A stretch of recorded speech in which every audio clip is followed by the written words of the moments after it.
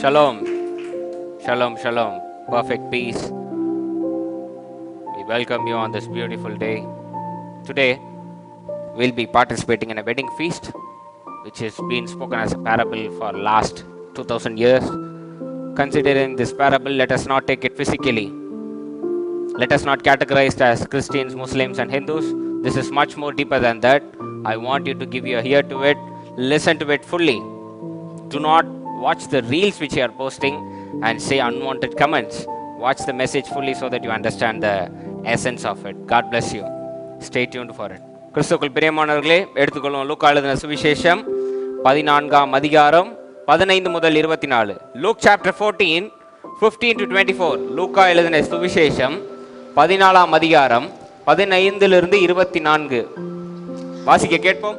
அவரோடு கூட பந்தியிருந்தவர்களில் ஒருவன் இவைகளை கேட்டபொழுது அவரை நோக்கி, தேவனுடைய ராஜ்யத்தில் போஜனம் பண்ணுகிறவன் பாக்கியவான் என்றான். அதற்கு அவர், ஒரு மனுஷன் பெரிய விருந்தை ஆயத்தம் பண்ணி அநேகரை அழைப்பித்தான். விருந்து வேளையில் தன் ஊழியக்காரனை நோக்கி, நீ அழைக்கப்பட்டவர்களிடத்தில் போய் எல்லாம் ஆயத்தமாயிருக்கிறது, வாருங்கள் என்று சொல்லென்று அவனை அனுப்பினான். அவர்கள் எல்லாரும் போக்கு சொல்ல தொடங்கினார்கள். ஒருவன், ஒரு வயலை கண்டேன், நான் அகதியமாய் போய் அதை பார்க்க வேண்டும், என்னை மன்னிக்கும்படி வேண்டிக் கொள்கிறேன் என்றான். வேறொருவன், 5 மாடு கொண்டேன், அதை சோதித்து பார்க்க போகிறேன், என்னை மன்னிக்கும்படி வேண்டிக் கொள்கிறேன் என்றான். வேறொருவன், பெண்ணை விவாகம் பண்ணினேன், அதனால் நான் வரக்கூடாது என்றான். அந்த ஊழியக்காரன் வந்து இவைகளை தன் எஜமானுக்கு அறிவித்தான். அப்பொழுது வீட்டெஜமான் கோபமடைந்து தன் ஊழியக்காரனை நோக்கி, நீ பட்டணத்தின் தெருக்களிலும் வீதிகளிலும் சீக்கிரமாய் போய் ஏழைகளையும் ஊனரையும் சப்பானிகளையும் குருடரையும் இங்கே கூட்டி வாருங்கள் என்றான். ஊழியக்காரன் அப்படியே செய்து, ஆண்டவரே, நீர் கட்டளையிட்டபடிதாயிற்று, இன்னும் இடம் இருக்கிறது என்றான். அப்பொழுது எஜமான் ஊழியக்காரனை நோக்கி, நீ பெருவழிகளிலும் வேலைகள் அருகிலும் போய் என் வீடு நிறையும்படியாக ஜனங்களை உள்ளே வரும்படி வருந்தி கூட்டிக் கொண்டு வா. அழைக்கப்பட்டிருந்த அந்த மனுஷரில் ஒருவனாகிலும் என் விருந்தை ருசி பார்ப்பதில்லை என்று உங்களுக்கு சொல்லுகிறேன் என்றான் என்று சொன்னார். அல்லேலூயா, ஆமென். இதோட ரெஃபரன்ஸ் மத்தேயு 22, 1 to 14 கொடுக்கப்பட்டிருக்கு. அதுல ஒரு சில வசனங்களை மட்டும் வாசிப்போம். மத்தேயு 22, 10 கொஞ்சம் வாசிங்களேன். அவங்க போய் யாரை கூப்பிட்டாங்கன்னு இன்னும் தெளிவா இருக்கு. மத்தேயு 22, 10. So the servants went out into the highways and gathered together all whom they found, both bad and good. அந்த வார்த்தை மிகவும் அவசியம். Both bad and good, and the wedding hall was filled with guests. 10வது வசனம் வாசிங்க. அந்த ஊழியக்காரர் புறப்பட்டு வழிகளிலே போய் தாங்கள் கண்ட நல்லார் பொல்லார் யாவரையும் கூட்டிக் கொண்டு வந்தார்கள். இன்றைய செய்தியின் தலைப்பு, அழைக்கப்பட்டவரா தெரிந்து கொள்ளப்பட்டவரா? Called or chosen. நீங்கள் அழைக்கப்பட்டவரா தெரிந்து கொள்ளப்பட்டவரா? அல்லேலூயா. இன்னைக்கு கண்டுபிடிச்சிருவோமா? கைகளை வாங்க ஜெபிப்போம். ஜீவனில் அன்பின் தேவனே, நீ தந்த வார்த்தைக்காக நன்றி செலுத்துகின்றோம். நீ பேச போகிற புதிய காரியங்களுக்காக, புதிய அர்த்தங்களுக்காக நாங்கள் நன்றி செலுத்துகின்றோம். இதிலிருந்து நாங்கள் கற்றுக்கொள்ள, தெரிந்து கொள்ள, வாழ்க்கையில் பயன்படுத்த நீர் உதவி செய்யும். நீரும் ஞானத்தினால் நிரப்பும், பொறுப்பெடுத்துக் கொள்ளும், வழி நடத்தும். இயேசுவின் நாமத்தில் கேட்கிறேன் ஜீவனில் நல்ல பிதாவே, ஆமேன், ஆமேன். ஷலோம். பக்கத்தில் பார்த்துக்கோங்க, சிரிங்க, சந்தோஷமா. ஆண்டவர் படைத்த வெற்றியின் நாள் இதுன்னு சொல்லுங்க. அல்லேலூயா. இன்றைய நாள் தேவன் தந்திட்டாரே, மகிழ்ந்து களி கூறுவோம். ஆமென். எத்தனை பேர் கல்யாண வீட்டுக்கு போகலான்னு இருக்கீங்க? எத்தனை பேர் என் கூட கல்யாண வீட்டுக்கு வரீங்க? பிரியாணி வேண்டாமா? வேணும்ல? மாஸ்டர் மொய் வைக்கணுமா? வேண்டாம், இது ஃப்ரீயாக போய் சாப்பிட்டு வருவோம். இன்னைக்கு தேவன் பேசுகிற ஒரு உவமை, ஒரு கல்யாண வீட்டில் என்ன நடக்குன்றத அழகா ஸ்ட்ரக்சர் பண்ணி உவமையாக கொடுத்துருப்பாரு. ஏன் தேவன் உவமையாக எப்போதும் பேசுகிறார்? ஏன்னா உவமைகள், அந்த உவமைகளில் கொடுக்கப்படுகிற உண்மையை நேரடியாக சொல்லிட்டா, சீக்ரெட்டை, எசன்ஸை கொடுத்துட்டா, யார் வேணாலும் பயன்படுத்தி என்ன வேணாலும் உருவாக்கிடலாம் இந்த உலகத்தில். ஹலோ, நான் சொல்றது புரியுதா உங்களுக்கு? யார் வேணாலும் பயன்படுத்தி, இப்போ இன்னைக்கு நான் ஒரு 2 வருஷம் பேட்மிண்டன் விளையாடுறேன், கிருபா ஒரு 6 மாதம் விளையாடுறாரு. ஸ்டார்டிங்லேயே நான் எல்லாம் சொல்லி கொடுத்துட்டேன்னா 6 மாசத்திலே எல்லாம் தெரிஞ்ச அவர் என்ன பண்ணுவார்? எல்லாரையும் வந்து ஒரு தாழ்மையே இல்லாம நடத்துவார். எனக்கு எல்லாம் தெரியும், உனக்கு என்னடா தெரியும் அப்படின்னுவார். ஆனா 2 வருஷம் ட்ரைனிங் அப்போ நிறைய இடத்துல தோத்து எல்லாரையும் மதிக்க தெரிஞ்சு எல்லாரையும் அரவணைக்க தெரிஞ்சு அந்த ஒரு பக்குவம் வருது பாருங்க. அதுக்கு நான் என்ன பண்ணுவேன்? உண்மையை நேரடியா சொல்ல மாட்டேன், கொஞ்சம் இன்டைரக்டா, கொஞ்சம் அங்க கொஞ்சம் இங்க சொல்றது என்னுடைய பழக்கமா இருக்கும். ஆமாவா இல்லையா? அதுபோல தேவன் உண்மையை நேரடியா சொல்லிட்டாருன்னு வைங்க, யார் வேணாலும் என்ன வேணாலும் செய்யலாம். ஏன்னா பைபிள்ல கொடுக்கப்பட்டிருக்கு, எதையும் நாமத்தில் கேட்டாலும் யார் கேட்டாலும்னு இருக்கு, குறிப்பிட்டு இல்லை. நல்லவர் தான் கேட்கணும், கெட்டவர் தான் கேட்கணும் இல்லை, யார் கேட்டாலும் தருவேன் இருக்கு. So if you give the truth to everyone, anyone can use it. அதனால to be matured enough to understand, இந்த உவமையை தெரிந்து கொள்ற அளவுக்கு பக்குவம் வர வரைக்கும் தேவன் உவமையா இருக்கட்டும் அப்படின்னு உவமைகளை பேசுவார். parables are always a wonderful thing. என்ன அப்படின்னா, இன்னும் விவரமா சொல்லணும்னா, அதாவது ஒரு பாட்டு இருக்கு தெரியுமா? தேன் கூடும் அதில் தெளிதேனும் வசனத்திற்கும் தேன் கொடுக்கும் என்ன சம்பந்தம்? ஆனா அதை அப்படி சிம்பிளைஸ் பண்ணுவாங்க, தேன் இனிப்ப காட்டிலும் உம்முடைய வசனம் இன்னும் அமிர்தமா இருக்கு அப்படின்னு. புரியுதா உங்களுக்கு? அது மாதிரி உவமைகள் வந்து பைபிள்ல தேவன் பேசிய உவமைகள் வந்து மிக அறிவானது. இது வரலாறு கிடையாது, சும்மா வாசிச்சோமா என்னைக்கோ நடந்தது தேவன் ஒரு கதை சொல்றாருங்க அப்படின்றது கிடையாது. இந்த கதைக்குள் மிகப்பெரிய பொருட்கள் அமைந்திருக்கிறது. தேவன் எப்போதுமே நல்லா புரிஞ்சுக்கணும், இயேசு கிறிஸ்து எப்போதுமே என்ன பேசுவார்? எதை உண்போம் எதை உடுத்துவோம் கவலைப்படக்கூடாது. அப்ப எதை பத்தி கவலைப்படணும்? ஆத்மாவை குறித்து. தேவன் அதை தான் சொல்லுவார், ஆத்மாவை இழந்து எல்லாவற்றையும் பெற்றுக்கொண்டால் அவனுக்கு என்ன பயன்? எல்லாவற்றையும் இழந்து ஆத்மாவை பாற்றுக்கொள்பவனுக்கு நித்திய வாழ்வு அப்படின்வார். அல்லேலூயா. சோ தேவன் எப்ப பேசினாலும் என்ன பேசினாலும் அவருடைய மெயின் சப்ஜெக்ட் ஆத்மா தான் இருக்கும். ஒன் செல்ஃப்ல திரும்புறதா தான் இருக்கும். சோ எப்போ தேவன் ஒரு உவமையை பேசினாலும் உள்ள மறைக்கப்பட்ட பொருள் உங்களை நோக்கி தான் இருக்கும். Hello, your self. ஒரு விஷயத்தை அப்படி கேரக்டர்ஸ்லாம் எக்ஸ்ட்ரா வச்சு சொல்றது, வேற ஒன்றும் கிடையாது. நீங்க சின்ன பிள்ளைங்களுக்கு கதை சொல்லியிருக்கீங்களா இல்லையா? அதாவது திருடக்கூடாது, இதுதான் உவமை, இதுதான் பொருள். ஆனா நீங்க அதுக்கு ஒரு கதை சொல்லுவீங்க பாருங்க. ஒரு ஊர்ல ஒரு ராஜா இருந்தாராம் அப்படின்னு ஆரம்பிச்சு போவீங்கல்ல, அந்த பொருளை கொண்டு வரதுக்கு அப்பதான் புரியும் அப்படின்னு. அது மாதிரி இங்க தேவன் பேசுறாரு. ஸோ இங்க ஒரு கல்யாண வீட்டை பத்தி பேசுறாரு. என்ன பேசுறாருன்றதை நல்லா கவனிக்கணும். சும்மா நம்ம கல்யாண வீட்டுக்கு போனோம் சாப்பிட்டோன்றது கிடையாது. இங்க மிக முக்கியமா ஒரு காரியத்தை பேசுறாரு. அவர் சொல்றாரு, தேவனுடைய ராஜ்யம் ஒரு கல்யாண வீடை போல இருக்கிறது. It is like a wedding feast. யாது தேவனுடைய ராஜ்யம். ஹலோ, தேவனுடைய ராஜ்யம் எப்படிப்பட்டது? பரிசுத்தமும் நீதியும் நேர்மையும் எல்லாம் நிறைந்தது, ஒரு தவறும் இல்லாத இடத்தை கல்யாண வீட்டுல என்னெல்லாம் நடக்கும்? ஹலோ, கல்யாண வீட்டுல என்ன நடக்கும்? கல்யாணம் நடக்குதோ இல்லையோ புறம் பேசுறது நடந்துரும். என்னமோ பேசவே இல்லாத மாதிரி பாக்குறீங்க. சாப்பாடையும் சாப்பிட்டு நல்லா சாப்பாடா ஏன் போட்டாங்க, சூப்பரா இருந்தது பிரதர். கல்யாணம் நடக்குதோ இல்லையோ குறை பேசுறது நடந்துரும் ஒரு பக்கம். இன்னொரு பக்கம் யார் என்ன அப்படின்னு கணக்கு எடுக்கிற ஒரு வேலை ஒன்று நடக்கும் கல்யாண வீட்டில். நீங்களாம் கல்யாண வீட்டுக்கு போனதே இல்லையா? ஓ, நான் உண்மையை சொல்றதுனால. ஒரு பக்கம் ஒரு குரூப் 3ஆம் பரலோகம் போயிடும். புரியுதா உங்களுக்கு? ஆவிக்குரிய நிலைமைக்கு போயிடும் ஒரு பக்கம். இன்னொரு பக்கம் எப்படா ஒரு சண்டே ஆரம்பிக்கலாம் அப்படின்னு உட்காந்துருக்கும். ஜாக்கிரதை மெர்வின், செய்தி உனக்கு தான்.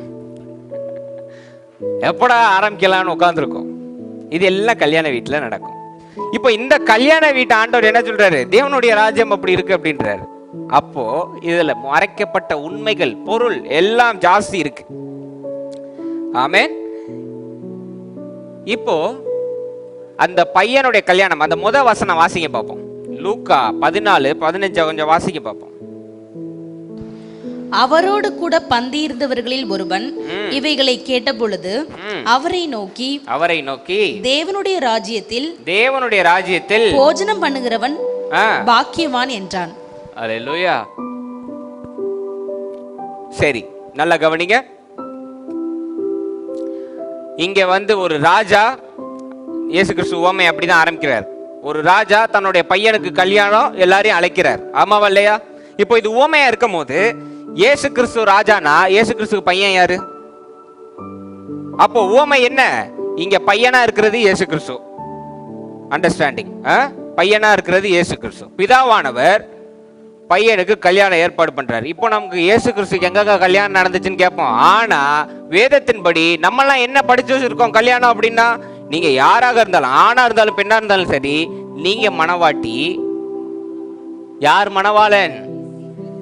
இயேசு மணவாளன். மணவாளன் ஆலயமான மணவாட்டியே கல்யாணம் பண்ணுவார். இதுதானே பொருள்? ஆமா தானே? அதே ஃபார்முலா இயேசு கிறிஸ்துக்கும். இயேசு கிறிஸ்து மணவாட்டி, பிதாவானவர் மணவாளன், அந்த கல்யாணம் நடக்கிறது. இப்போ இதுதான் பொருள். இங்க நடக்கிற கல்யாணம் அதுதான். இப்போ கல்யாணம் நடக்கிறதுக்கான முக்கியமான நோக்கம் என்னன்னா, இந்த இரண்டு பேருடைய சேர்க்கை, இந்த யூனியன், அது எப்படி இருக்கு? மக்கள் என்ன சொல்றாங்க? அதை ஏற்றுக்கொள்றாங்களா? வாழ்த்துறாங்களா? என்ன செய்யறாங்க? வாழ்த்தணும். இதெல்லாம் தான் பொருள் ஒரு கல்யாணத்துக்கு. ஹலோ, நான் எவ்வளோ வளம் படைத்தவன்னு ஒருத்தங்க கல்யாணத்துல தான் காட்டுவாங்க.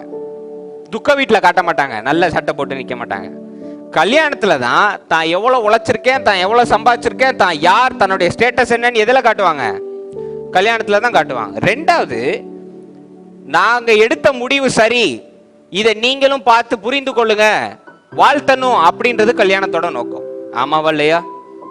ஹலோ, ஒரு ரெண்டு பேர் யூனியன் நடக்குது. யூனியன் நடக்கும் போது இது கரெக்ட், இது பர்ஃபெக்ட், இதுல இருந்து ஒரு செய்தியை நாங்க தெரிவிக்கிறோம், இப்படிதான் இருக்கணும். அதுவும் ராஜா வீட்டு கல்யாணம் அப்படின்னா யோசிச்சு பாருங்க. அந்த காலத்துல அவர் ஒரு மெசேஜோட தான் அந்த கல்யாணத்தை நடத்துவார். இதுதான், இப்படிதான் எல்லாரும் ஏத்துக்கணும் அப்படின்றது சட்டம். எல்லாரும் வாழ்த்தணும்ன்றது சட்டம். இப்போ இங்க மணவாளன் கிறிஸ்துவாகிய, அதாவது இயேசு கிறிஸ்து மணவாட்டியா இருக்காரு, பிதா மணவாளன். அந்த கல்யாணம் நடக்குது, அந்த யூனியன் நடக்குது. இப்போ அந்த யூனியனை கூப்பிட்டு மக்களுக்கு காட்டுறதுக்காக இயேசு கிறிஸ்து இப்போ உவமையை சொல்றாரு. இப்போ நம்ம முதல்ல கல்யாணத்துக்கு வருவோம், அப்புறம் உவமைக்கு போவோம். இங்க பணக்காரங்கள்லாம் அழைக்கப்படுறாங்க. ஹலோ, யாரெல்லாம் அழைக்கப்படுறாங்க? முதல்ல பணக்காரங்க, ரிச் காய்ஸ், கூல் காய்ஸ், அப்படியே அந்த பணத்துல விளையாடுவாங்கல்ல, அவங்கெல்லாம் அழைக்கப்படுறாங்க. அழைக்கப்பட்ட உடனே அவங்க என்ன பண்ணிட்டாங்க? எனக்கு அந்த வேலை இருக்கு, எனக்கு இந்த வேலை இருக்கு. ஒரு 2 பேர் 3 பேரெல்லாம் மன்னிக்கவே முடியாது. ஏன்னா சும்மா நிலம் வாங்கினதெல்லாம் காரணம் சொல்லிட்டு ஒருத்தரை மன்னிச்சிடலாம். ஏன்னா அவர் அப்பதான் கல்யாணம் பண்ணியிருக்கேன்னாரு. அதனால அவரை எப்படி அவர் மனைவியை விட்டுட்டு வருவார் சொல்லுங்க? விட்டுட்டு வந்தா என்ன ஆகும்னு சொல்லுங்க? அதனால அவரை ஒரு பக்கம் விட்டுறலான்னு வைங்க. மற்ற 3 பேரை கொஞ்சம் கவனிச்சு பாருங்க. எனக்கு அந்த வேலை இருக்கு, நான் இங்க இருக்கேன், நான் அப்படி பிஸியா இருக்கேன். இந்த பிஸின்ற வார்த்தை சொல்றாங்க பாருங்களேன். அவங்க முக்காவாசி நேரம் வெட்டியா தான் இருப்பாங்க. Sorry, but that is the truth. Brother, I am very busy brother, which means you don't have any work. That's your busyness. Be straight, be raw. Tell you are having a work or say I am simply sitting. Why do you tell the word busy? And the businessman மட்டும் தான் இந்த பிஸின்ற வார்த்தை இருக்கும். அவங்க நேர்மையா சொல்லுவாங்க, 4 schedule இருக்கும், அதனால நான் பிஸியா இருக்கேன்னு. இதை நம்ம ஆட்கள் கத்துக்கிட்டு சும்மா வீட்டில் உட்காந்துருக்கோம். பிரதர் வெளியில் நின்று அடிப்பார், பிரதர் நான் பிஸியா இருக்கேன். என்ன பிஸியா இருக்கீங்கன்னு பார்த்தா துண்டு போட்டு உட்காந்துருக்கும் வீட்டில், நடு வீட்டில். அது பிஸி. No, be straight.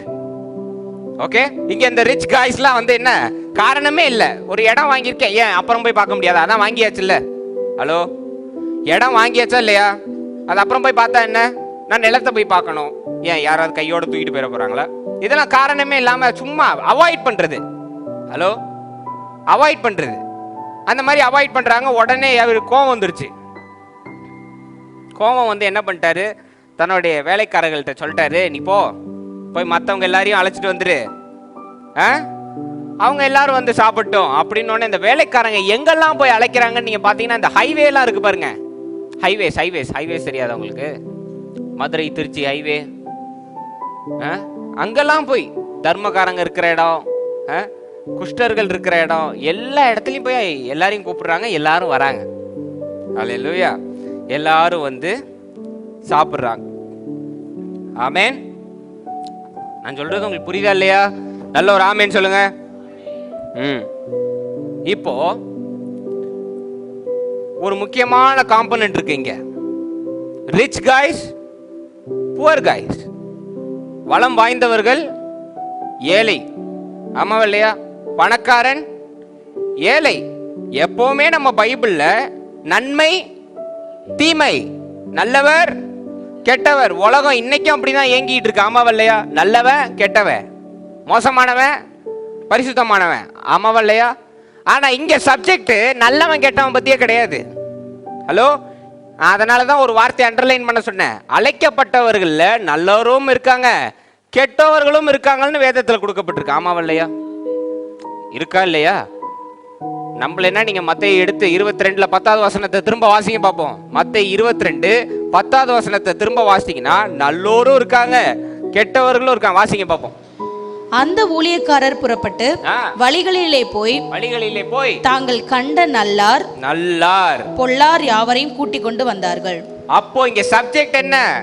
நல்லவர் கெட்டவர் பத்தியே கிடையாது. இது இந்த ஒரு வசனம் போதும். தேவன் பிதாவானவர் மக்களை எப்பொழுதுமே இவன் பரிசுத்தவான், இவன் தீட்டுன்னு தீர்க்கவே மாட்டாரு, இவன் நல்லவன் இவன் கெட்டவன் யாரையும் ஜட்ஜ் பண்ணவே மாட்டாரு. இந்த ஒரு வசனம் போதும் அதை நிரூபிக்க. அல்லேலூயா. தேவன் மனுஷன் பார்ப்பதை போல் பார்ப்பதில்லை, ஆள் மனதை பார்க்கின்றார்ன்றதுக்கு இது ஒண்ணு ஆதாரம் போதும். நல்லவர் கெட்டவர்னு தேவன் ட்ரீட் பண்ண மாட்டார். ஆமென். இது உவமை தானே? அப்போ பிதா பத்தி தானே பேசுது. பிதாவானவர் என்ன பண்றார்? ஜோயல் நல்லவன், கால்டன் கெட்டவன் அப்படின்னு பார்க்க மாட்டார். இங்க சப்ஜெக்ட் பணக்காரன், ஏழை. அல்லேலூயா. Knowledgeable, uneducated. பணக்காரன் எல்லாம் படிச்சவனா இருப்பான், ஆமாவா இல்லையா? ஏழை எல்லாம் படிக்காதவனா இருப்பான். இங்க சப்ஜெக்ட் படித்தவன் படிக்காதவன், அறிவுள்ளவன் அறிவில்லாதவன். இங்க வந்து நல்லவன் கெட்டவனுக்கு இடமே கிடையாது. ஆமென். இந்த பேராமீட்டர் இருக்கு பாருங்க, அது வந்து ஒரு பேராமீட்டர் இருக்கும். இந்த கிளாக் மாதிரி இருக்கும் தெரியுமா? நல்லவன் அப்படி காட்டும், கெட்டவன் அப்படி காட்டும்ல. இங்க அது சப்ஜெக்டே கிடையாது, நல்லவன் கெட்டவன். இங்க படித்தவன் படிக்காதவன், சிந்தை உள்ளவன் யோசிக்காதவன், அதுதான் சப்ஜெக்ட். அல்லேலூயா. ஆமென். நல்லவன் கெட்டவன்றதே கிடையாது. மனுஷன் ஸ்டேட்டஸ்ல உள்ள மனுஷன், அடிமையா உள்ள மனுஷன். இங்க வந்து மதம் பொருள் ஏவல் எதுவுமே கிடையாது. ஹலோ, மதம் பொருள் ஜாதி. இங்க நல்லவன் கெட்டவன் இருக்கு. அங்க எங்கேயாவது மதம் போட்டிருக்கா? கிரேக்கர் இருக்கா? எபிரேயர் இருக்கா? யூதன் இருக்கா? இங்க ஒரே ஒரு குவாலிஃபிகேஷன், படிச்சவன் படிக்காதவன், பணக்காரன் பக்கத்துல பார்த்து சொல்லுங்க, பணக்காரன் ஏழை. ஒரே ஒரு குவாலிஃபிகேஷன், டிஃபரன்ஸ் அந்த ஒன்னே ஒண்ணுதான். இன்னைக்கு நம்ம உலகத்துல ரொம்ப ஈஸியா ஜட்ஜ் பண்ணிட்டு இருக்கோம். ஏய், நீ நல்லவன், நீ தப்பு பண்ணல, நீ மோசமானவன், நீ இந்த தப்பு பண்ணி. No, God doesn't treat like that, so should you not do that. நீங்களும் தேவனுடைய பிள்ளையா இருந்து நியாயம் தீர்க்க கூடாது. இன்னையில இருந்து நீ நல்லவன் நான் நல்லவன் நீ மோசமானவன்ற வேலையை விட்டுருங்க. ஆண்டவர் அப்படி பார்க்கவே மாட்டாரு. உங்களுக்குள்ள ஆண்டவர் இருக்காருன்னா நீங்களும் அப்படி நடந்துக்கோங்க. ஹலோ, பக்கத்துல பார்த்து சொல்லுங்க, அப்படி யாரையும் நடத்தாதீங்க, அப்படி யாரையும் நடத்தாதீங்க. எல்லாரும் நல்லவர்கள். எல்லாரும் நல்லவங்களா இல்லையா? சங்கீதத்துல ஒரு வசனம் இருக்கு, பனி எப்படி வெள்ளையா இருக்கோ அது போல என் ஆத்மாவை நீர் வெள்ளையாக்கும் அப்படின்னு தாவீது எழுதியிருக்கார். ஆமாவா இல்லையா? ஆமென். உடல் தீட்டுப்படுது, மாம்சம் தீட்டு செய்து, மாம்சம் தவறு செய்து. இன்னைக்கு யாராவது ஒருத்தர் என் ஆத்மால தீட்டு இருக்குன்னு எடுத்துக்காமீங்க பார்ப்போம். ஒருத்தராலையும் காட்ட முடியாது. ஏன்னா உங்க ஆத்மா என்னைக்குமே தீட்டுப்படாது. அது தேவனிடம் இருந்து வந்த ஒரு பொருள். தீட்டும் படாது, அசிங்கமும் படாது. தீட்டை உண்டாக்குறதும், தீட்டை தூண்டி விடுறதும், தீட்டை செய்து அதை பழி ஏத்துக்கொள்றதும் உங்க உடல் தான். அல்லேலூயா. இன்னைக்கு ஏங்க ஒருத்தர் இறந்தோடனே அவருடைய தவறு செய்த மாம்சத்தை புதைச்சிட்டு எல்லாரும் என்ன சொல்லுவாங்க? ஆத்மா சண்முகம் அடையட்டுமா? ஆத்மா சொல்றாங்க, நீங்க சொல்ல மாட்டீங்க. நீங்க ஒரு பாட்டே பாடுவீங்க, அழகாய் நிற்கும் யாரு. பொதுவா எனக்கு சொல்றது என்ன? ஆத்மா நல்லவரோ கெட்டவரோ ஆத்மா சொல்றாங்களா இல்லையா? ஏன் மாம்சத்துக்கு சொல்ல மாட்டாங்க? மாம்சம் சாந்தி அடையட்டும் பிரதர் யாராவது சொல்லி பார்த்துருக்கீங்களா நீங்க? மாம்சம் நல்லா இருக்கட்டும் பிரதர், ஆத்மா நல்லா இருக்கட்டும் சொல்றோமா இல்லையா? இன்னைக்கு எல்லாருமே ஒருத்தர் இறந்த உடனே எவ்வளவு பெரிய தவறு செஞ்சிருந்தாலும் இஸ் a good soul சொல்றோமா இல்லையா? மாம்சம் தான் தவறு செய்திருக்கு, மண்ணோட மண்ணா போயிடும்.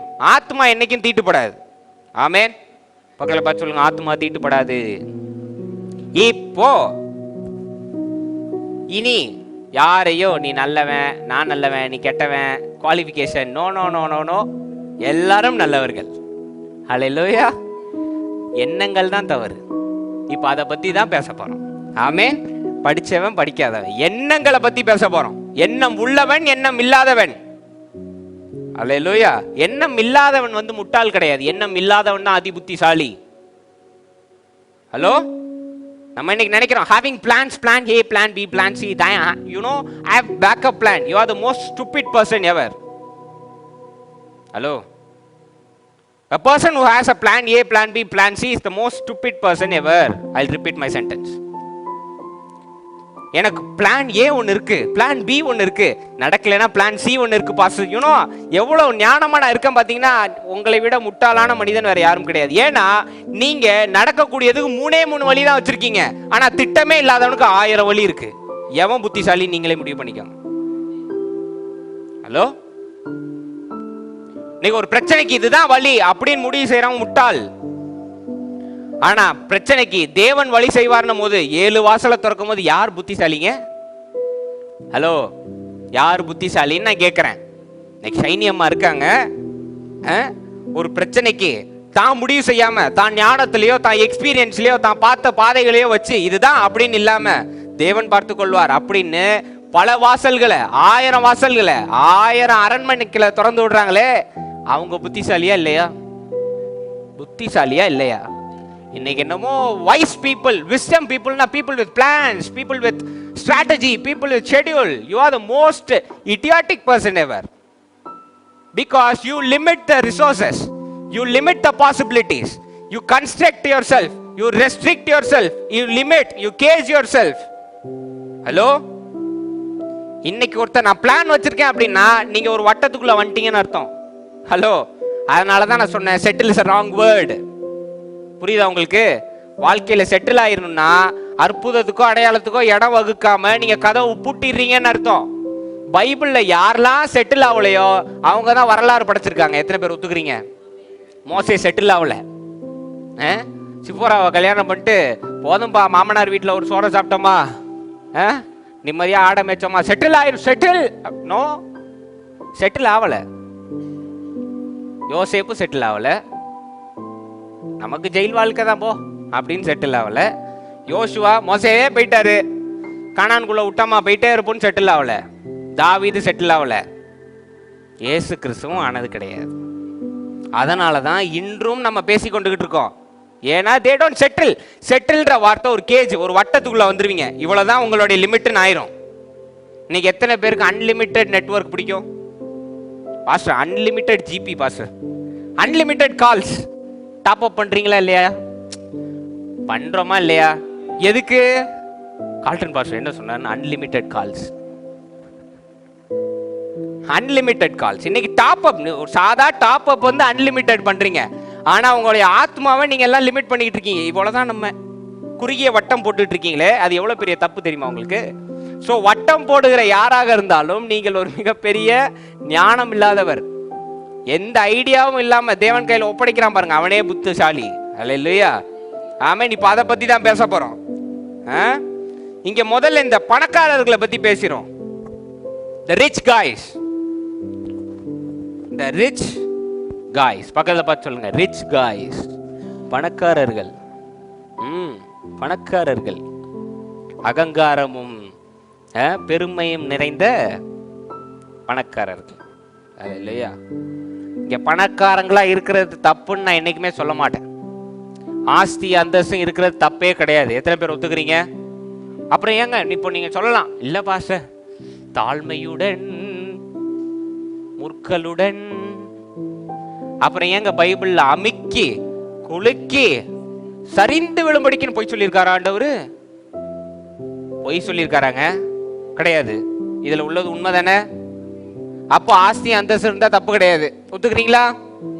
உங்களுக்கு இன்ட்ரெஸ்டிங் ஒரு ஃபேக்ட் சொல்லவா? ஆஸ்தி அந்தஸ்து இருந்ததுனால தான் இயேசு கிறிஸ்துக்கு சூப்பரான இடத்துல ஒரு கல்லறை கிடைச்சது. தெரியுமா உங்களுக்கு? அதை வாங்கி வச்சிருந்தவர் நல்ல பணம் உள்ள ஆளு. அல்லேலூயா. கைத்தட்டுங்க அவருக்கு. யாரோ ஒரு புண்ணியமா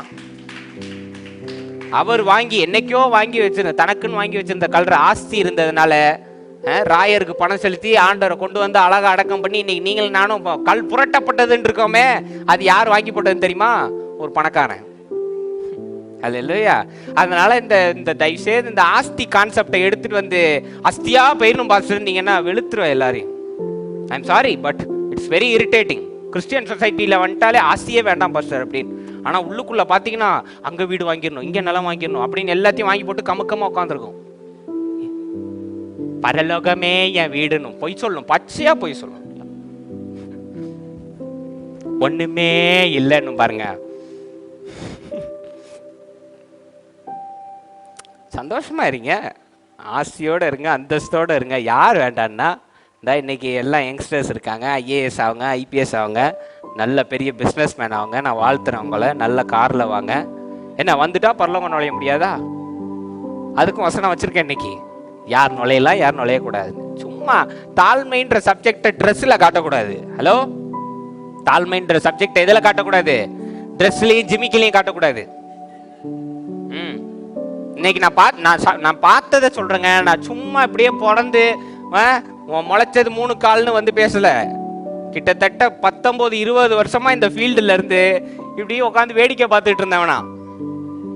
ஹலோ, நீங்க எல்லாம் ரொம்ப சின்சியரா ஆண்டவரேன்னு இருக்கும் போது உங்க எல்லாரும் இப்படி உட்காந்து பார்த்துட்டு இருந்தவனா, அப்சர்வ் பண்ணவனா. அதனால நான் தைரியமா பேசுறேன் என்ன நடக்குதுன்னு. இன்னைக்கு தாழ்மைன்ற பேர்ல எதுவுமே போடாம அப்படி வருவாங்க. தாழ்மையின் உச்சகட்டம் பாஸ்டர் நாங்களான்னு. ஆனா பேசுவும் பாருங்க பெருமை பேச்சு. 1980 ஆபிரகாம் லிங்கனுக்கு இட்லி சுட்டதே நான் தான் அப்படின்னும். ஜனாதிபதி ஜவஹர்லால் நேருக்கு கை கொடுத்தேன் அப்படின்னு. அப்போ நீங்க போட்ட ட்ரெஸ்ஸுக்கு வேல்யூவே இல்லாம போயிருமே. இதுல ஃபாஸ்டிங் இருக்கிற மிக அதிபுத்திசாலிகள் இருக்காங்க. சொல்லி இருக்கு, ஷேவ் பண்ணி நீட்டா நீ ஃபாஸ்டிங் இருக்குன்னே தெரியக்கூடாதுன்னு. இது உள்ள வரும்போதே தான் ஃபாஸ்டிங்ல இருக்கேன்னு காட்டிடும். இப்படி ஒடுக்குழுந்து வரும், ஏன்னா ஃபாஸ்டிங்ல இருக்காங்களாம். அப்படி உடனே என்ன சிஸ்டர் ஆச்சு அப்படின்னு சொல்லக்கூடாதுல்ல. அப்படியே சொல்றீங்க, சொல்லக்கூடாது. உபவாசத்துல இருக்கேன், யார்ட்டையும் சொல்லிடாதீங்க, அது ஊருக்கே சொல்லிடணும்னு உங்களுக்கு தெரியும். அப்படியே சொல்லக்கூடாதுன்னு சொல்லிட்டும் சொல்றீங்க. These are all idiotic things to do in Christianity. தாழ்மைன்ற பேர்ல அப்படியே நடிக்கிறது. நல்ல ஆஸ்தி அந்தஸ்து இருங்க. ஆனா இங்க சொல்லப்பட்ட பணக்காரனுக்கு என்ன வித்தியாசம்? ஆஸ்தி அந்தஸ்து வச்சிருக்க தப்பு கிடையாது. பணக்காரன்னா ஜாஸ்தி வச்சிருப்பான், நிறைய இருக்கும், நல்ல காரியங்கள் இருக்கும். அதே சமயம் எண்ணங்கள் தவறா இருக்கும்ன்றது கிடையாது. இதுதான் முடிவு செஞ்சு வச்சிருப்பான் பணக்காரன். எத்தனை பேர் ஒத்துக்கிறீங்க? அல்லேலூயா. பணக்காரனுடைய ஒரே பெரிய மிஸ்டேக் என்ன தெரியுமா? இது இவ்வளவுதான், அது அவ்வளவுதான், இதுக்கு மேல எதுவும் கிடையாது. பொருள் தான் முக்கியம், பெயர் தான் முக்கியம், பதவி தான் முக்கியம், இதுக்கு மேல எதுவும் கிடையாது அவனுக்கு. ஒரு பணக்காரனுடைய பணத்தை மொத்தமும் வசூல் பண்ணிட்டீங்கன்னு வைங்க, அடுத்த நாளே செத்து போயிடுவான். Hello, I am serious. இன்னைக்கு ரொம்ப நாங்க விசுவாசத்துல நிக்கிறோன்றவங்களுடைய எல்லா சொத்தையும் நீங்க புடிங்கிருங்க. என்ன நடக்குதுன்னு பாருங்க. ஒண்ணு இல்லாம போய் 2 நாள் போதும் ஆத்மா சாந்தி அடைஞ்சிரும். ஏன்னா அவங்களுடைய நம்பிக்கை, விசுவாசம், அன்பு, தயவு எல்லாம் எதை பொருந்தி இருக்கு? பொருளோ.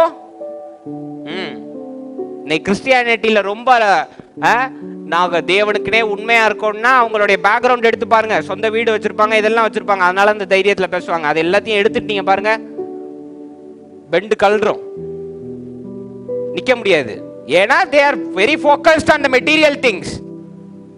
இன்னைக்கு என்னமோ நாங்க தேவனுக்கு உண்மையா ஊழியம் செய்யறோம் அப்படின்னா பின்னாடி அவ்வளவு ஆசை இருக்கு. எல்லா ஆசையும் ஒதுக்கிருங்க, செய்ய முடியாது, பயம் வந்துடும். ஒரு பணக்காரனுடைய முக்கியமான சப்போர்ட் எது தெரியுமா? 1 பணம், 2வது பொருள், 3வது திட்டங்கள். இது 3 இல்லைன்னு வைங்க, அவுட். அல்லேலூயா, ஆமென். ஒரு பணக்காரன் வந்து எல்லாத்தையும் முடிவு பண்ணிடுவான். இதுதான் கடவுள், இவ்வளவுதான், காசை கொடுத்தா நடந்துரும், நான் இது பண்ணா நடந்துரும், காசு என்ன பணம் 10 செய்யும் அப்படின்ற மென்டாலிட்டியில இருப்பான். அல்லேலூயா. இங்க ஆஸ்திய பத்தி பேசல, சிந்தைய பத்திய விளையாட்டுங்க. ஏன்னா இந்த இடத்துல நல்லவர் கெட்டவர்ன்ற கேமே கிடையாது. இங்க விளையாட்டு எவனுக்குள் எவ்வளவு விசுவாசம் இருக்கிறதுன்றதுதான் விளையாட்டுங்க. உலகத்துல பாஸ்டர் தேவன் எதை வச்சு என்னை கணிக்கிறார்னா விசுவாசத்தை பொறுத்து தான் கணிக்கிறாரே தவிர நீங்க நல்லவனா கெட்டவனான்றது கிடையாது. அல்லேலூயா.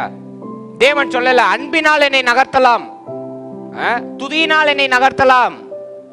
விசுவாசம் இல்லாமல் அவரை யாரும் நகர்த்த முடியாது. உங்க வேதத்துல இருக்கு, எபிரேயர்ல இருக்கு, ஹீப்ரூஸ்ல, no one can move God unless you have faith to move him. Hallelujah. So இன்னைக்கு ஒருத்தர் மேல ஒருத்தர் கீழன்றத முடிவு செய்யறது என்ன?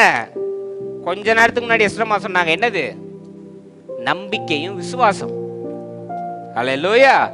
இப்போ இந்த ரிச் கைஸ் இருக்கானுங்க பாருங்க, பணக்காரர்கள், எப்போ ஒரு எக்ஸ்கியூஸ் கொடுத்துட்டே இருப்பான்.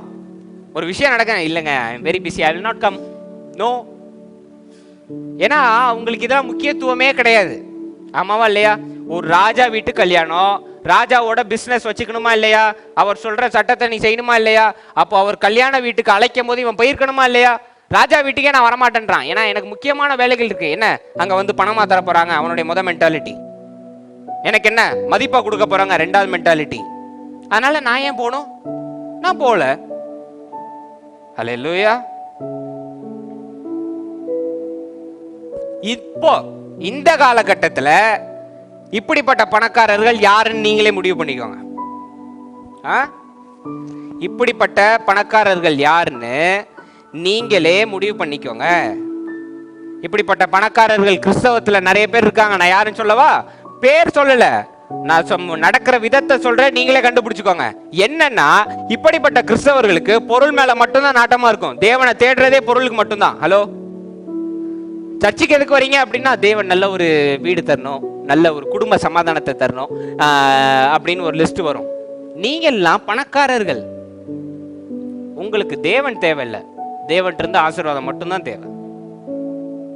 ஹலோ, இன்னைக்கு உலகம் முழுசும் பணக்காரங்க தான். ஆமாவா இல்லையா? எண்ணங்களை கொஞ்சம் பாருங்க. இன்னைக்கு ஒருத்தர் போய் பேசி பாருங்க, இதுதான் கடவுள், நாங்க வழிபடுறது தான் இதுதான், இப்படிதான், இதுதான் அப்படின்னா இஸ் த மோஸ்ட் ரிச் காய். அவன் தான் பணக்காரன். இந்த பணம் இல்லை, எல்லாத்தையும் கொட்டிக்கிறான் பாருங்க இங்க, அவன் தான் பணக்காரன்.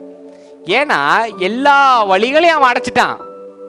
அவனுக்கு இருக்கிற ஒரே நோக்கம் என்ன? கடவுள் இப்படிதான். நீங்க நம்மளாம் பண்ணல, நம்ம எத்தனை பேர் பணக்காரங்களா இருந்திருக்கோம் எத்தனை வருஷம்? இதுதான் தேவன்னா, இவர் தான், இப்படிதான் வருவார், இப்படிதான் ஒரு நாள் நடக்கும், நீங்க எல்லாம் அழிஞ்சு போயிருவீங்க, நாங்கெல்லாம் அழிய மாட்டோம், இப்படி எத்தனை வருஷம் நம்ம பணக்காரங்களா இருந்திருக்கோம்? பதில் சொல்லுங்க. இப்படிதான் இருக்கும். அப்படின்னும் போது இன்னைக்கு தேவன் நானும் பிதாவும் ஒன்றா இருக்கிறோம்னு இந்த கல்யாணத்துல காட்டுறதுக்காக கூப்பிடும் போது நீங்களும் நானும் போக மாட்டேன்றோம். ஏன்னா இல்ல தேவன் ஒரு நாள் வருவார், வானம் திறக்கப்படும், தேவன் ஒரு நாள் வருவார். இங்க கொடுக்கப்பட்டிருக்கிறது தீர்க்க தரிசனங்கள், உவமைகள். எத்தனை பேர் ஒத்துக்கிறீங்க? நான் திரும்பியும் வெளிப்படுத்தின விசேஷம் தீர்க்க தரிசன புத்தகம்னு எடுத்து காட்டணுமா? தெளிவா இருக்கு, இது தீர்க்க தரிசன புத்தகம். தீர்க்க தரிசனம் எப்பவும் உவமைகள்லயும் சில காட்சிகள்லயும் சில மறைக்கப்பட்ட பொருள்லயும் சொல்லுவாங்க. ஆமாவா இல்லையா? சொல்லுவாங்களா இல்லையா? அப்போ அதெல்லாம் உவமைகள். எவ்வளவு கிளியரா உவமைகள் கொடுக்கப்பட்டிருக்கு. இன்னைக்கு நம்ம பணக்காரர்களா இதுதான், இதுக்கு மேல எதுவும் கிடையாது, நான் தான் கரெக்ட், அதனால நீங்க சொல்றத என்னால கவனிக்க முடியாது, நான் இதுக்கெல்லாம் இடம் கொடுக்க மாட்டேன், நான் கல்யாணத்துக்கு வரல. ஓகே, இது பணக்காரர்கள். இப்போ ஏழைகளுக்கு வரும். ஏழைகளுக்கு வரும். இவங்கெல்லாம் யார் தெரியுமா? அன்றாட வாழ்க்கையில அன்றாட வேலைக்கு தேவனை தேடுற ஆட்கள். எத்தனை பேர் ஒத்துக்கிறீங்க? அவனுக்கு அன்னைக்கு அந்த மத்தியான சோறு கிடைச்சா அதுவே பிரமாதமான காரியம். ஆமாவா இல்லையா? அவனுக்கு சுகம் கிடைச்சா அது பெரிய காரியம். அவனுக்கு தேவை நகை கிடையாது, ட்ரெஸ் கிடையாது, 4 பேர் முன்னாடி அப்படி மதிப்பா நடக்கணும்ன்றது கிடையாது. தான் நல்லா இருந்தா போதும், ஆண்டவர் தனக்கு ஒரு ஆசீர்வாதம் செஞ்சா போதும், ஆண்டவருக்கு உண்மையா இருந்தா போதும். நடக்குதா இல்லையா? இவன் ஏழை. ரெண்டாவது, அவனுக்கு எந்த ஒரு பரிமாற்றமும் இருக்கவே இருக்காது, எந்த ஒரு கேஜுமே இருக்காது, எந்த ஒரு ரெஸ்ட்ரிக்ஷனுமே இருக்காது. ஹலோ, இன்னைக்கு 12 வருஷம் பெரும்பாடு உள்ள ஸ்திரீ எத்தனை வருஷமா கிறிஸ்தவத்தை பின்பற்றிட்டு இருக்காங்க? உங்கள்கிட்ட தாங்க கேட்கிறேன், எத்தனை வருஷமா கிறிஸ்துவ பின்பற்றிட்டு இருக்காங்கன்னு கேட்கிறேன். தெரியாது, என்னைக்கோ ஒரு நாள் கேள்விப்பட்டது. ஆமாவா இல்லையா? மிஞ்சி போனா ஒரு மாசம் 2 மாசம் இருக்குமா அவர் ஊருக்குள்ள வந்து, அவ்வளவுதான். அதுதான் ஏழைக்கும் பணக்காரனுக்கும் வித்தியாசம், பரிசேயனுக்கும் விசுவாசிக்கும் உள்ள வித்தியாசம். நான் சொல்றது புரியுதா? யாருன்னே தெரியாத ஒருத்தர் மேல கடவுள் அவருக்குள் செயல்படுகிறார், அவரை நான் விசுவாசிக்கிறேன், அவர் ஆடையை தொட்டால் எனக்கு சுகமாகும் நம்புறாங்களே, அவங்க ஏழை. ஏன்னா அவங்களுக்கு லிமிட் கிடையாது. இதுதான் கடவுள், இப்படிதான் ஒரு இடத்துல உட்காந்துருப்பாரு, இதுக்குள்ளதான் அடங்கி இருக்காருன்றது கிடையாது. இவரை நான் தொடுறேன், இவர் கடவுள் வடிவுல இருக்காரு, தொட்ட உடனே சுகம் ஆணிச்சா இல்லையா? ஆணிச்சா இல்லையாங்க? ரெண்டாவது, ஏழைகள்கிட்ட எதிர்பார்ப்பு இருக்காது. எத்தனை பேர் ஒத்துக்கிறீங்க? பணக்காரன்ட்ட இருக்கும் பாருங்க எதிர்பார்ப்பு. நான் கல்யாணத்துக்கு போனேன்னா அவன் கல்யாணத்துக்கு வரணும், நான் அவனுக்கு 5000 ரூபா மொய் வச்சா அவன் 5000 ரூபா வைக்கணும், கரெக்டாக நேம் லிஸ்ட்டை செக் பண்ணும், வச்சிருக்கானா இல்லையா. வைக்கலைன்னா முடிஞ்சது, அவன் வீட்டில் சாவு நடந்தாலும் நம்ம ஜனம் போவாது. நான் ஏன் போகணும் அப்படின்னு இப்படி உட்காந்துருக்கோம். பாரதி நகர் மகிழ்மதியில் உட்காந்துருக்கோம், வரமாட்டேன். அவன் யாரோ நான் யாரோ, நீங்க தான் பணக்காரன். Those are the people, are the richest people. ஏழைகள்கிட்ட வந்து எதிர்பார்ப்பே இருக்காது. தேவன் என்ன சொல்லியிருக்கார்? இலவசமாய் பெற்றீர்கள், இலவசமாய். இன்னைக்கு கிறிஸ்தவத்தில் இருக்கிற நம்ம ஒரு எதிர்பார்ப்பு இருக்கக்கூடாது. அல்லேலூயா. இயேசு கிறிஸ்து எங்கேயாவது உட்காந்து, சரி நான் இப்போ ஒரு அற்புதம் செஞ்சிருக்கேன், ஏதாவது கொடுங்கப்பா, ஒரு மிச்சர் டீயும் போடுங்க அப்படின்னாரா? சொன்னாராங்க? இல்ல இல்ல. சில்லறையா கொடுங்க அப்படின்னு கேட்டாரா? கொஞ்சம் தசம பாகம் கொடுங்க அப்படின்னாரா? அந்த மனுஷன் பேசுவார், இயேசு கிறிஸ்து அற்புதம் செய்வார். செஞ்ச கொஞ்ச நேரத்துல எங்கன்னு பார்த்தா சீஷர்களுக்கே தெரியாம எங்கேயாவது போயிடுவாருங்க. அலமோதிக்கிட்டு இருப்பார்கள் சீஷர்கள். இயேசு கிறிஸ்து எங்க, இயேசு கிறிஸ்து எங்கன்னா ஒரு மலைப்பகுதியில் உட்காந்துருப்பார், ஹாய் அப்படின்னு. ஒரு ஜீரோ எக்ஸ்பெக்டேஷன். என்னைய போற்றி பேசணும்னு கூட தேவன் எதிர்பார்த்தது கிடையாது. ஆமாவா இல்லையா? ஆமாவா இல்லையாங்க? இயேசு கிறிஸ்துவை எடுத்து பாருங்க, எங்கேயாவது ஒரு இடத்துல என்னை துதித்து நீ பேசு, ஒரு பாடல் பாடு. இல்லைன்னா தான் சீஷர்களை பார்த்து என்னை பற்றி நீ மக்களுக்கு போய் சொல்லுன்னு என்னைக்காவது சொன்னாரான்னு சொல்லுங்க. ஹலோ, என்னைய பத்தி இந்த உலகுக்கு தெரியப்படுத்துங்கள்னு என்னைக்காவது சொன்னாரா? சொன்னாரா? நான் என்ன பேசினனோ, என் பிதாவை பற்றி என்ன பேசினனோ அதே காரியங்களை நீ உலகுக்கு போய் சொல். அளவில்லாமல் அன்பு செய்யுங்கள், பகைவனை நேசியுங்கள். இதெல்லாம் கிறிஸ்துவோடையதா? இயேசு கிறிஸ்து மட்டும்தான் செஞ்சாரா? இதெல்லாம் பிதாவோடைய குவாலிட்டிஸ். இதை மட்டும் பேசிட்டு இருக்காரு. தேவன் எந்த எக்ஸ்பெக்டேஷனும் இல்லாத ஆள் ஒருத்தர். இயேசு கிறிஸ்துவ பாருங்க, யாரோடங்க உட்கார்ந்து இருந்தார் இயேசு கிறிஸ்து? எல்லாரும் என்ன எதிர்பார்த்தாங்க?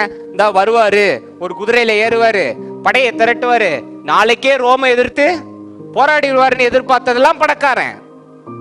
ஆனா மக்களோட மக்களா அமர்ந்து சாப்பிட்டுக்கிட்டு பாவிகளை நேசிச்சுக்கிட்டு பாவிகளே தான் சீஷர்களாக்கி அவர்களை கொண்டு சத்தியம் அறிவித்தாரே, அவரே மிக சிறந்த மனிதன். ஆமாவா இல்லையா? அதனால ஏழைகள்கிட்ட எதிர்பார்ப்பு இருக்காது. எதிர்பாராம இருந்ததுனால எதிர்பாராத ஒரு இன்விடேஷன் அவங்களுக்கு வருது. வந்து நீங்க எல்லாரும் வாங்க, ராஜா உங்களை கல்யாணத்துக்கு கூப்பிடுறாருன்னே அவங்களுக்கு எப்படி இருந்திருக்கும்? என்னையவா, நானா? கேட்பாங்களா இல்லையா? கேட்பாங்களா இல்லையாங்க? இன்னைக்கு திடீர்னு ஒரு நாள் வீட்டில் இருக்கீங்க, ஒரு போஸ்ட் வருது, அம்பானியோடைய மகனுக்கு கல்யாணம், நீங்க அழைக்கப்பட்டிருக்கீங்கன்னா என்ன பண்ணுவீங்க? நீங்க டப்புன்னு முதல்ல மயக்கம் போட்டுரும் ஜனம். இல்லைன்னா எனக்கு ஃபோன் வரும், பாஸ்டர் நான் ஊழியம் செய்யறதை பார்த்துட்டு என்னை கொண்டு போய் அங்கே கொல்ல போறாங்க போல, எப்பா ஏன்னா அற்புதமா செஞ்சிட்டீங்கல்ல, உங்களை கொண்டு போய் கொல்றதுக்கு ஏதோ சதியா இருக்குமோ? என் நாளைக்கே லெட்டர் போடுறேன் பாருங்க, நான் எல்லாருக்கும் கல்யாணத்திற்கு நீங்கள் அழைக்கப்பட்டு என்ன நடக்கும், எப்படி இருக்கும் உங்களுக்கு? அம்பானி எனக்கு தெரியவே தெரியாதே, அம்பானிய அவரு என்னைய பார்த்ததே இல்லையே, எங்க வச்சு பார்த்துருக்கோம்னு யோசிப்போமா இல்லையா? அவர் பாட்டுக்கு என்னைய கல்யாணத்துக்கு கூப்பிடுறாரு. இன்னைக்கு மாண்புமிகு முதலமைச்சர் இருக்காரா இல்லையா?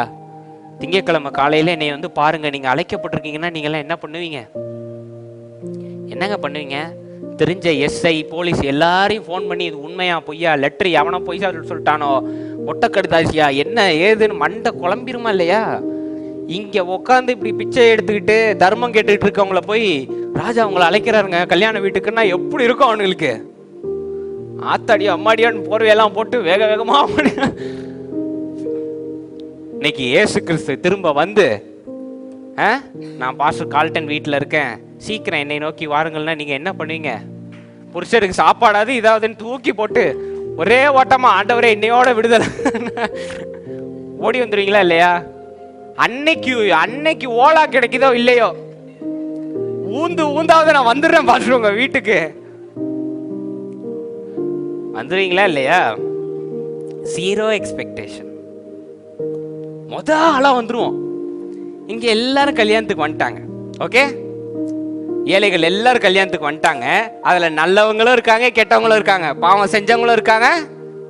இந்த கெட்டவங்கன்ற வார்த்தை இருக்குன்னா அப்போ நம்ம நல்லா ஒன்று புரிஞ்சுக்கணும். அப்போ வேசிகளும் அந்த குரூப்ல இருக்காங்க. அல்லேலூயா. வேசிகளும் இருக்காங்க, குஷ்டரோகம் உள்ள எல்லாருமே இருக்காங்க அந்த இடத்துல. அந்த இடத்துல ஒருத்தருக்கு திருமண ஆடை அணியலன்னு சொல்லி ராஜா அவரை வெளியேற்றிட்டாருன்னு உங்க வேதத்துல இருக்கு. போய் கூப்பிட்டது ஏழை. அவன் என்னங்க ஸ்டிச் பண்ணியா வச்சிருவான் வெட்டிங் ட்ரெஸ்ன்னு? இது என்ன அநியாயமா இருக்கு? கூப்பிட்டு சாப்பாடும் போட்டு அடியும் கொடுத்த மாதிரில இருக்கு. ஆமாவா இல்லையா? கூப்பிட்டது கல்யாண வீட்டுக்கு, என்னன்னே தெரியாம அவன் பாட்டுக்கு உட்காந்துருந்தானே, நீ வாங்கினோடனே அவன் எப்படி போய் உடனே ட்ரெஸ்ஸை இரவல் வாங்கி போட்டு வருவான்? அவன் இருந்ததோட வந்துட்டான். வந்தவனா அடிச்சு துரத்திட்டாங்க.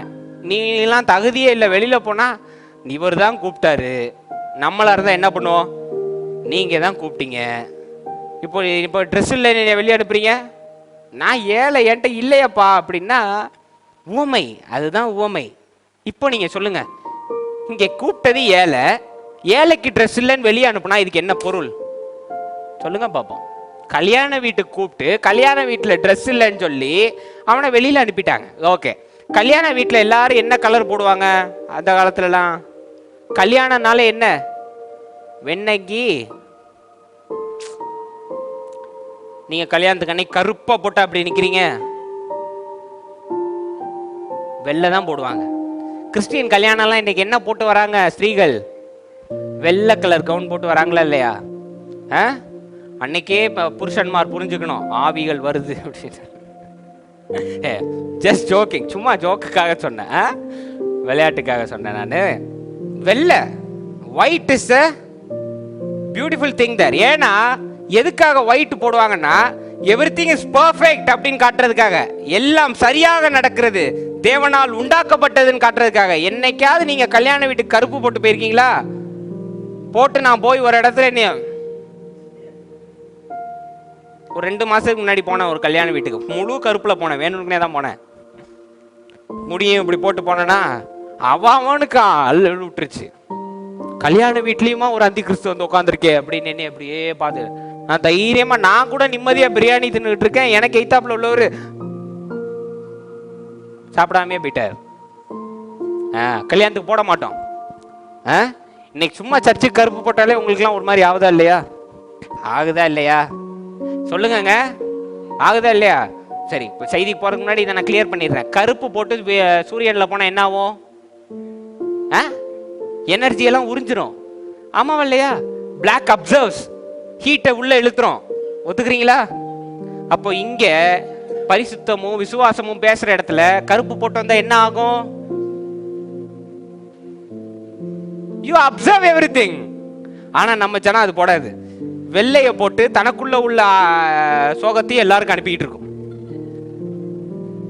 White is for reflection, black is for observation. So when you come to church, you must come in black. That is a secret. உண்மைக்குங்க சர்ச்சுக்கு வரும்போது நீங்க கருப்பு போட்டு ஏன்னு சொன்னா அந்த தேவனுடைய பரிசுத்தத்தை அப்படியே உள்வாங்கும். ஆவி ஆத்மா அப்படியே உள்ள வாங்கும். வெள்ளை வந்து ரிஃப்ளெக்ஷன், உங்களுக்குள்ளதான் இன்னொரு கொடுக்கறது. இங்க எல்லாம் வெள்ளை வெள்ளை போட்டு தான் சோகத்தை இன்னொரு தலையில, அவங்க சோகத்தை இவங்க தலையில தூக்கிட்டு போயிட்டு இருக்கும். வீட்டுல எல்லாம் வல்ல தாயேன்னு வீட்டுக்கு போயிட்டு இருக்கும். கேட்டா கருப்பு. யார் சொன்னா கருப்பு பிசாசுடையதுன்னு? உலகம் தோன்றுவதற்கு முன்னாடி என்ன இருந்தது? ஒளி வரதுக்கு முன்னாடி என்ன இருந்தது? அப்போ இருள்ல தான் தேவனே இருந்திருக்காரு. ஆமாவல்லையா? இருள்ல தான் தேவனே இருந்து வெளிச்சம் உண்டாக கடவுதுனோட உண்டாயிருக்கு. அதுக்கு முன்னாடி, வெளிச்சம் உண்டாகிறதுக்கு முன்னாடி அவர் என்ன பண்ணிக்கிட்டு இருந்தாரா? இருட்டுல ஜலத்தின் மேல் அசைவாடி கொண்டாருக்கு. ஆமாவல்லையா? நான் எதுவும் போய் சொல்றேன்னா, இருட்டுல அசைவாடி கொண்டிருந்தார் இருக்கு. அப்போ கருப்பு வந்து பேய்க்குடியாது கிடையாது, நம்மளா உருவாக்கிக்கிட்டது. சில படத்தை டிராகுலாவெல்லாம் பார்த்து இருக்காது. கருப்பு பிசாசுடையது கிடையாது. Very good, God bless you. எங்க தாயார் அதுக்கு தான் ஆசீர்வதிக்கிறேன். உங்க பைபிளை எடுத்து காமிங்க.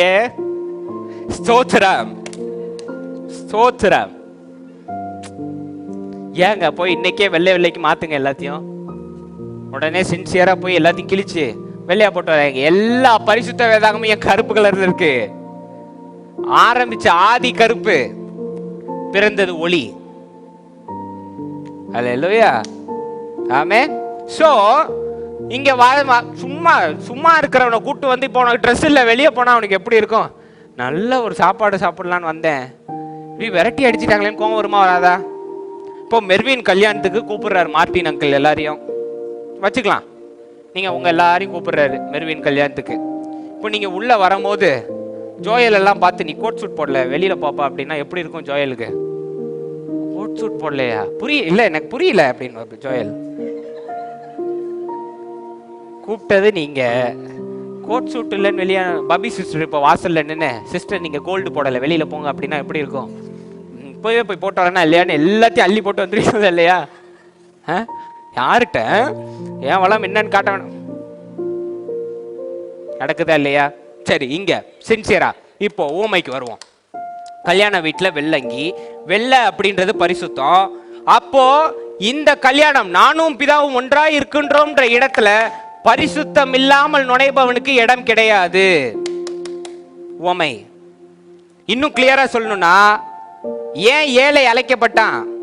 அழைக்கப்பட்டல எல்லாரும் இருக்காங்க, பரிசுத்தம் உள்ளவன் இல்ல, பரிசுத்தம் இல்லாதவனை வெளியில அனுப்பிட்டாங்க. அப்படின்னா பரிசுத்தம்ன்றது perfect. the other word for holiness is perfect. ஒரு காரியம் அதுல இருக்காது. மிகப்பெரிய ஒயிட் ஸ்கிரீன்ல ஒரு டாட் வச்சா உங்களுக்கு தெரியுமா தெரியாதா? ஒண்ணுமே இல்லாம இருக்கு பாருங்க, அதுதான் ஹோலினஸ், அதுதான் பெர்ஃபெக்ட்னஸ். பெர்ஃபெக்ட்னஸ்க்கு இன்னொரு வார்த்தை என்ன தெரியுமா? நத்திங்னஸ், ஒண்ணும் இல்லாமை, வெறுமை. அல்லேலூயா, ஒண்ணுமே இல்லாம. இப்போ நீங்க சொல்லுங்க, உலகத்துல உண்டாக்கப்பட்டது எல்லாம் பார்க்காதவைகளிலிருந்து உண்டாக்கப்பட்டதுன்னு வேதம் இருக்கா இல்லையா? வசனம் இருக்கா இல்லையா? whatever you see is not made from the things which you don't see. எதுல இருந்து உருவானுச்சுன்னு யாருக்குமே தெரியாது. ஆமாவல்ல, இன்னைக்கு ஸ்டீல் இருக்கு, ஸ்டீல்ல இருந்து உருவானுச்சுன்னு வேதத்துல இருக்கு. பார்க்கிற ஸ்டீல் பார்க்காத ஸ்டீல்ல இருந்து உருவானுச்சுன்னு இருக்கு, பார்க்காத ஒரு பொருள்ல இருந்து. அப்போ எல்லாம் வெறுமையா இருக்கு, எல்லாம் சமமா இருக்கு. சமமான இடத்துல இருந்து தேவன் வார்த்தையை பேசுறார், வெளிச்சம் உண்டாகட்டும், வெளிச்சம் உண்டாயிற்று. ஆமாவல்லையா? அப்போ அந்த வெறுமை, அதுதான் இன்னைக்கு சப்ஜெக்ட். கல்யாண வீட்டுல தேவன் இதுதான் சத்தியம், இதுதான் உண்மை, இப்படி இருக்க மாட்டார் இயேசு கிறிஸ்து, இது உண்மை கிடையாதுன்னு வந்தவங்க வஸ்திரம் தரிக்காதவர்கள். ஹலோ, வஸ்திரம் தரிக்காதவர்கள் அவர்கள் என்ன பண்றாங்க? வெளியில அனுப்பி இருள்ல தள்ளிடுறாங்க. ஆனா தேவன் எல்லாவற்றிலும் இருக்கிறார், எல்லா மனிதருக்குள்ளும் இருக்கிறார், எல்லா செயல்களும் இருக்கிறார், எங்கும் நிறைந்திருக்கிறார் அப்படின்னு எந்த சிந்தையும் அடைக்காம எல்லா வாசல்களையும் தேவனுக்கு திறந்து விட்டவனை கூப்பிட்டு கல்யாண வீட்டுல உட்காந்து சாப்பிடுற அப்படின்னு சாப்பிட வச்சுட்டார் ஆண்டவர்.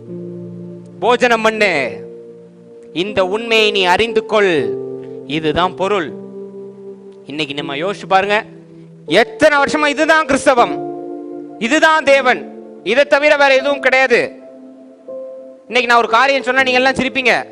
தேவன் எல்லாவற்றிலும் இருக்கிறார், உங்க முன்னாடி இருக்கிற பொருள்ல கூட இருக்கிறார்னா அது எப்படி பாஸ்டர்? பைத்தியக்காரத்தனமா இருக்கு பாஸ்டர். ஹிந்து சேயிங்ல ஒண்ணு இருக்கு, அவன் தூணிலும் இருக்கிறான். இது உண்மை இல்லைன்னு யாராவது ஒருத்தர் எனக்கு நிரூபிங்க பார்ப்போம். கமான்.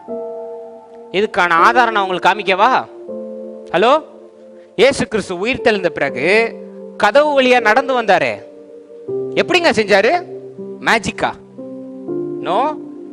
ஏன்னா எல்லாவற்றிலும் இருக்கிற தேவன் அவருக்குள் ஒளியாக அசைவாடி கொண்டிருந்ததுனால டோருக்கு அவருக்கும் வித்தியாசமே இல்லை. அழகா உள்ள பூந்து போயிட்டே இருந்தார் தேவன். அல்லேலூயா. People with expectation, people with categorization, people with limitation, you are the rich guy and you will be sent out of the feast. And those who don't have holiness, holiness in the sense perfectness, perfectness in the sense nothingness, you are welcomed at the feast. தேவனுடைய கல்யாணத்துல தேவனுடைய மணவாளன் மணவாட்டிய கல்யாணம் பண்ற அந்த உண்மையை தெரிந்து கொள்ளணும்னா உங்களுக்கு அந்த லிமிட்டேஷன் இருக்கக்கூடாது. இவ்வளவுதான் தேவன் அப்படின்னு. இன்னைக்கு எத்தனை பேர் தேவன் எவ்வளவு பெருசுன்னு உங்களால அளந்து சொல்லுங்க பார்ப்போம். இல்ல, தேவனை விடுங்க, வானத்தை கொஞ்சம் அளந்து சொல்லுங்க பார்ப்போம். வானம் வானம் இன்னைக்கு தேவன் சொன்னோன்னே நீங்க எங்க பாக்குறீங்க? பாக்குறீங்களா இல்லையா? யாராவது ஒருத்தர் தேவன் அப்படின்னு கீழே பார்த்துருக்கீங்களா? ஏன்னா பூமி அவ்வளவுதான். பூமி எவ்வளவு லென்த் எவ்வளவு விட்த்துன்னு கண்டுபிடிச்சிடலாம். எதுக்கு லிமிட்டே இல்லை? வானத்திற்கு. அவருடைய கிருபைக்கு லிமிட்டே இல்லைன்னு வானத்தை குறிப்பிட்டு தான் தாவீது எழுதியிருக்காரு. ஆமாவா இல்லையா? இன்னைக்கு தேவன்னா இப்படி பார்க்கிறோம். ஏன்னா அவருக்கு லிமிட் கிடையாது. Is limitless, is boundless. ஆரம்பமும் அவரே, லிமிட்டே இல்லைன்னும் போது நீங்க யாருங்க தேவனை இன்னைக்கு லிமிட் பண்றீங்க? இன்னைக்கு மக்களுக்கு எல்லாம் தேவன் தனக்கு ஏத்தபடி இருக்கணும்னு நினைக்கிறாங்களே தவிர தேவனுக்கு ஏத்தபடி மக்கள் இருக்க மாட்டேன்றாங்க. ஹலோ, நான் சொல்றது உண்மை. நல்லா கவனிச்சு பாருங்க. நீங்க நான் இதை கேட்டேன், தேவன் எனக்கு செய்யணும், இல்லைன்னா சபைக்கு போக மாட்டேன். இது என்ன அமேசானா? ஆர்டர் பண்ணி டெலிவரி பண்ணலைன்னா பிளிப்கார்ட்ல ஆர்டர் போடுறதுக்கு. இன்னைக்கு வசனங்களை தனக்கு ஏத்தபடி மாத்திக்கிறாங்க நிறைய பேர். ஹலோ, தான் பக்கம் அப்படி தப்புன்னு நம்ம கேள்வி கேட்டோம், நியாயம் இல்லைன்னா பழைய ஏற்பாட்டில் எப்படி இருக்குல்ல அப்படின்னு, பழைய ஏற்பாட்டு தான் முடிஞ்சிருச்சேன்னா இல்ல இல்ல சரி பழைய ஏற்பாட்டில இருந்து கேள்வி கேட்டா அதான் கிருபை ஆயிடுச்சுல அப்படின்வாங்க. ஹலோ, இன்னைக்கு வசனங்களை தனக்கு ஏற்றபடி மாத்திக்கிட்டு தேவன் எனக்கு ஏற்றபடி இருக்கணும் அப்படின்னா you are the most idiotic person ever to carry a Bible. Let me tell you, இவ்வளவுதான் தேவன், இப்படிதான் அபிஷேகம் இருக்கும், இப்படிதான் இறங்குவார், இப்படிதான் செய்வார், இதுக்கு மேல செய்ய மாட்டார், எனக்குள்ளெல்லாம் இறங்க மாட்டார், நான் ஒரு பாவி, நான் ஒரு மனுஷன் நீங்கன்னா நீங்க தான் உலகத்திலே மிக சிறந்த பணக்காரன். உங்களை கல்யாணத்துக்கு அழைக்க மாட்டார் தேவன். நீங்களும் வரமாட்டீங்க. ஏன்னா இதெல்லாம் ஒரு உண்மையா? இதை தெரிஞ்ச என்ன, நமக்கு தேவை இதுதான், நமக்கு தேவை இது, ஒரு நாள் வானத்துக்கு ஏறி போயிடணும் அப்படின்னா you are not invited to the wedding. இன்னும் தெளிவா இன்னும் விவரமா உங்களுக்கு வசனத்தை நான் எடுத்து உங்க கண் முன்னாடி வைக்கிறேன். வாசிங்க பார்ப்போம். மத்தேயு 19:24. 19:24. மத்தேயு 19:24.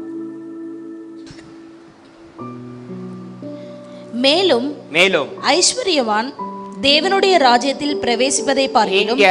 இங்க பாவம் செய்தவன் இல்ல, பரிசுத்தம் இல்லாதவன் இல்ல, வேசித்தனம் செய்தவன் இல்ல, இங்க ஐஸ்வர்யவான். இப்ப நம்ம படிச்ச பொருள் உவமைக்கான இன்னொரு கனெக்ஷன் இங்க இருக்கு. வாசிங்க.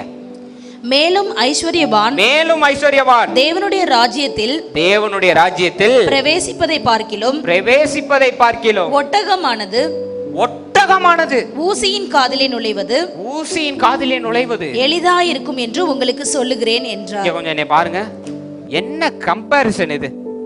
ஒட்டகம் எவ்வளவு பெருசுங்க, நம்மலாம் இப்படி பார்ப்போம். இப்ப ஏன் பாதி பேர் ஆட்சியை திரும்பி பாக்குறீங்க? எல்லாம் என்னைய பாருங்க, பாப்போமா இல்லையா? ஒட்டகத்தை எத்தனை பேர் நேரில் பார்த்துருக்கீங்க? சும்மா இந்த வெஸ்டி ஸ்கூல்ல ஒட்டகத்தை பார்த்துட்டு தான் ஒட்டகம் பாசார் அப்படின்னா கூடாது. துபாய் அரபு பக்கம்லாம் பார்த்தீங்கன்னா ஒட்டகம் இப்படி இருக்கும், ஆத்தாடி அம்மாடின்னு இருக்கும், அப்படியே ஆணு வாய பொழந்துரும். நாங்கள் இஸ்ரேலில் பார்த்தோம். ஏன்னா அடம் பிடிச்சி என்னை ஒட்டகத்தில் கூட்டு போங்கன்னு அழுதா, உக்காந்துருந்த அதை பார்த்துட்டு அழுதுட்டா, ஏற்றி விட்டு ஏத்தனா அது பூர்ஜி கலிஃபா அழிவுக்கு நிற்கிது ஆன்னு மேலே உட்காந்து ஏன்னா போயிட்டு இருந்தா, அசையவே கூடாது அப்படின்னு. ஒட்டகம் எவ்வளவு பெருசு.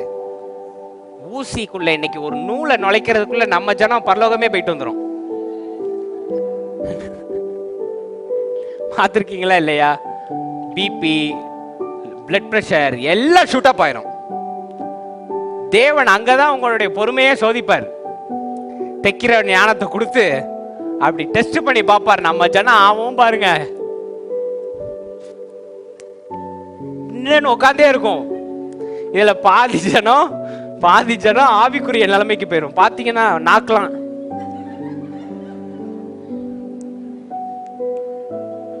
ஆமா இல்லையா? சில பேர் திண்டுக்கல் லியோனியாவே மாறிடுவாங்க. ஒன்னும் போகல, தன்னையே மறந்து ஒரு சின்ன இவ்வளோண்டு நூலுங்க, இவ்வளோண்டு தான், மொத்தமும் கிடையாது, இவ்வளோண்டு நூலை நுழைக்கிறதுக்கு நம்ம பல மணி நேரம் ஆகுது. இங்க இயேசு கிறிஸ்து ஒட்டகம் நுழைவது சுலபம் அப்படின்றாரு. கம்பாரிசனை பாருங்க. பணக்காரனால நுழைய முடியாது, ஒட்டகம் கூட நுழைஞ்சிரும்பா, ஒன்னால நுழைய முடியாது. தேவன் இயேசு கிறிஸ்து எப்பவுமே கெட்டவனை பார்த்து சொல்லவே மாட்டாரு, மோசமானவன் சொல்லவே மாட்டாரு. எப்பவும் பணக்காரனை தான் ட்ரிகர் பண்ணுவாரு. ஆமா இல்லையா? ஒரு பணக்காரன் வந்து, ஆண்டவரே நான் உங்களை பின்பற்றணும்னதுக்கு என்ன சொன்னாரு? உன் ஆஸ்தி அந்தஸ்தியும் வித்துட்டு வா அப்படின்னோடனே அவனுக்கு என்ன ஆயிடுச்சு? பையா, நான் பாட்டுக்கு உழைச்சி சம்பாதிச்சா நீ பாட்டுக்கு வித்துடுவான்ற அப்படின்ட்டு போயிட்டான். நடந்துச்சா இல்லையா? அங்க வச்சது டெஸ்ட்.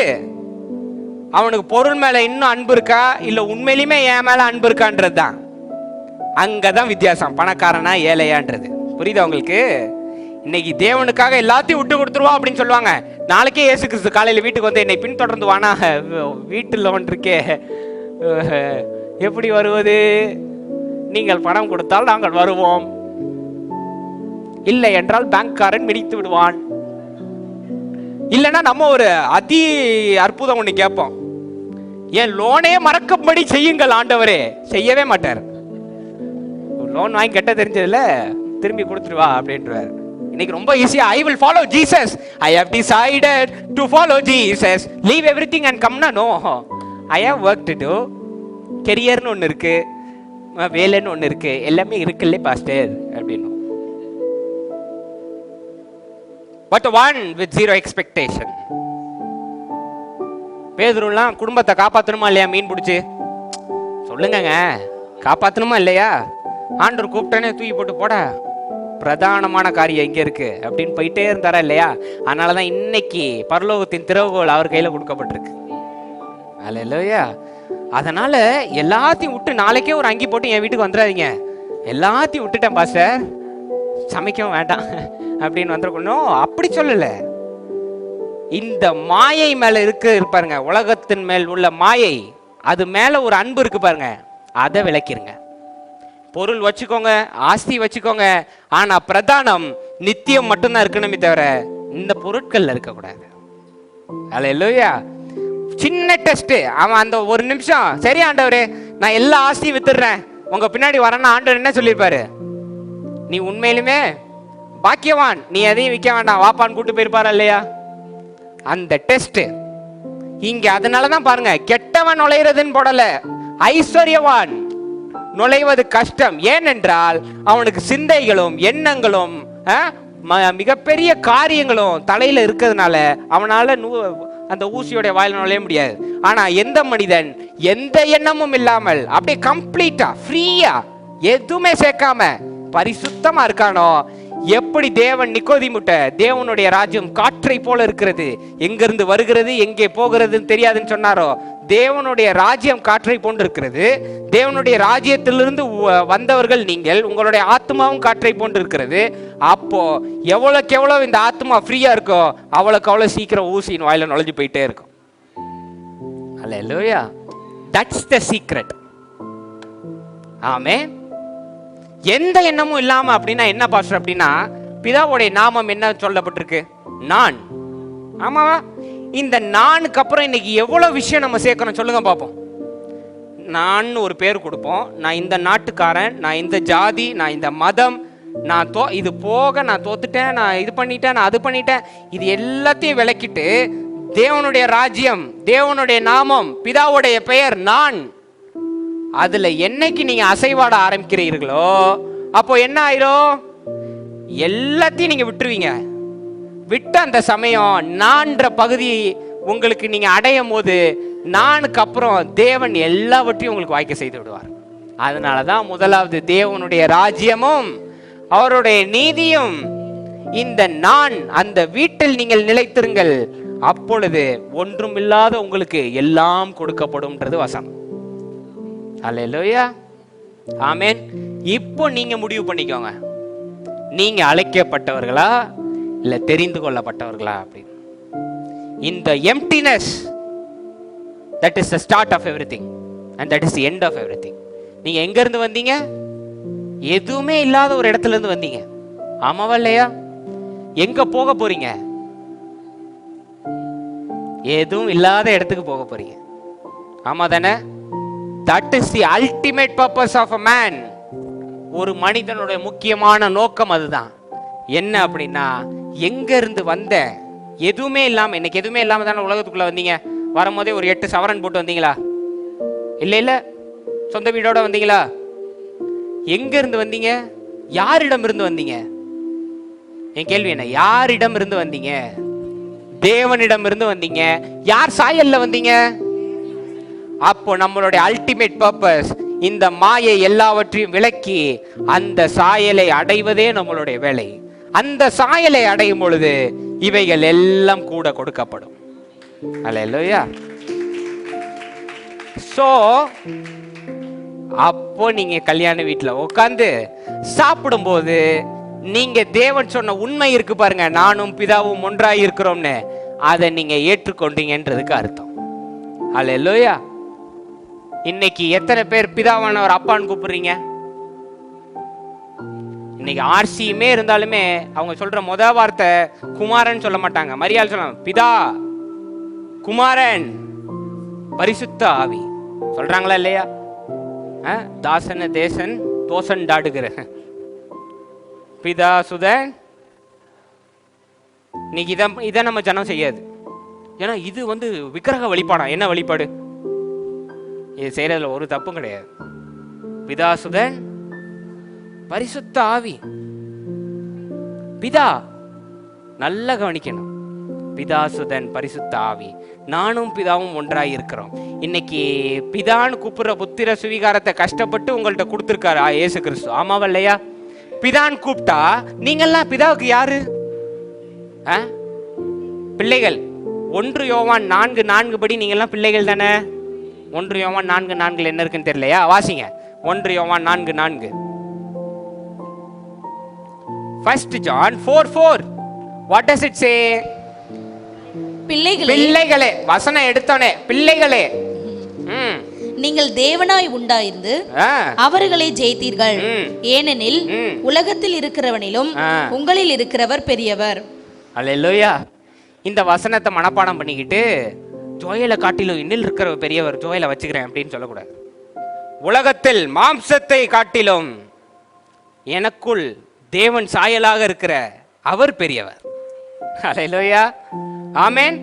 இந்த உலகத்துல போட்டியும் பொறாமையும் எய்தாப்புல உள்ளவன் கிடையாது. நமக்கு நாமே நம்மளுடைய ஆத்மா, நம்மளுடைய மாம்சம் இன்னைக்கு உங்களை தூண்டுது தெரியுமா? இந்த தவறை செய், இந்த தவறை செய், இந்த தவறை செய், இதை செய், இதை செய், இப்படி குறை பேச, அப்படி அதுக்கும் உங்களுடைய உண்மையான ஆத்மாக்கும் தான் போட்டி இன்னைக்கு. நான் சொல்றது புரியுதா? அது உங்களை டெம்ப்ட் பண்ணும் போது இல்ல, இது என்னுடைய ஐடென்டிட்டியே கிடையாது, நான் செய்ய மாட்டேன், நான் எப்பவும் சந்தோஷமா இருப்பேன். மாம்சம் இன்னைக்கு சொல்லும், இன்னைக்கு நீ அழு, தோத்துட்டில, நல்லா உட்காந்து அழுனும் போது இல்ல, நான் போற்றி துதிப்பேன். ஏன்னா இதை காட்டிலும் அவர் பெரியவர், இது சொல்ற காரியங்களை காட்டிலும் அவர் பெரியவர், நித்தியத்திலிருந்து எனக்கு ஐஸ்வர்யத்தை அனுப்புவார், அவர் பெரியவர். அல்லேலூயா. சோ என்னைக்கு நானும் பிதாவும், பிதாவின் பெயர் என்ன? நானும் என்று அந்த ஆத்மாவை தேவனோட நீங்க கனெக்ட் பண்றீங்களோ, இவைகள் எல்லாம் கூட கொடுக்கப்படும். When you become nothing, you will become everything. Nothingness leads to everything. அதை நல்லா புரிஞ்சுக்காங்க. வெறுமை எல்லா ஐஸ்வர்யத்துக்கும் உங்களை அழைத்து செல்லும். அல்லேலூயா, ஆமென். அப்போ இந்த உலகத்துல நம்மளுடைய முக்கியமான வேலை என்ன அப்படின்னா, அழைக்கப்பட்டவர்களா இருக்கக்கூடாது. ஹலோ, கிறிஸ்தவம் தான் ஒண்ணுங்க, இது மட்டும் தாங்கன்னு கிடையாது. தெரிந்து கொள்ளப்பட்டவர்கள், the truth tellers. இன்னைக்கு கிறிஸ்தவத்தை பேசுறதுக்கு 1000 பேர் இருக்கலாம், ஆனா உங்களுக்குள்ள வாழ்றவர் தான் எனக்குள்ளேயும் வாழ்கிறார். உங்கள் பிதா தான் எங்கள் பிதான்னு சொல்ற சிலர் தான் தெரிந்து கொள்ளப்பட்டவர்கள். And I want you to be chosen for that. நீங்கள் எல்லாரும் தெரிந்து கொள்ளப்பட்டவர்களாக இருக்கணும்ன்றது என்னுடைய ஆசை. ஹல்லேலூயா, ஆமென். இன்றைக்கு யோவான்ல ஒரு வசனம் கொடுக்கப்பட்டிருக்கு, கிறிஸ்துவை தரித்தீர்கள் இருக்கு. ஹலோ, ஜீசஸ் கிரைஸ்ட் அப்படின்ற வார்த்தை உங்களுக்கு நான் காட்டுறேன் பாருங்க. யோவான் எடுத்துக்கோங்க. 1 யோவான் கிடையாது, சாதா யோவான்.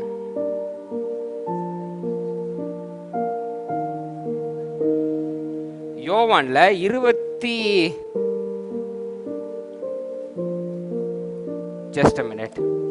John 20 கிட்ட அந்த வசனம் இருக்கு. It's a beautiful verse. எல்லாரும் தெரிந்து கொள்ள வேண்டிய வசனம். யோவான் 20:31 கொஞ்சம் வாசிங்க பாப்போம். யோவான் 20:31.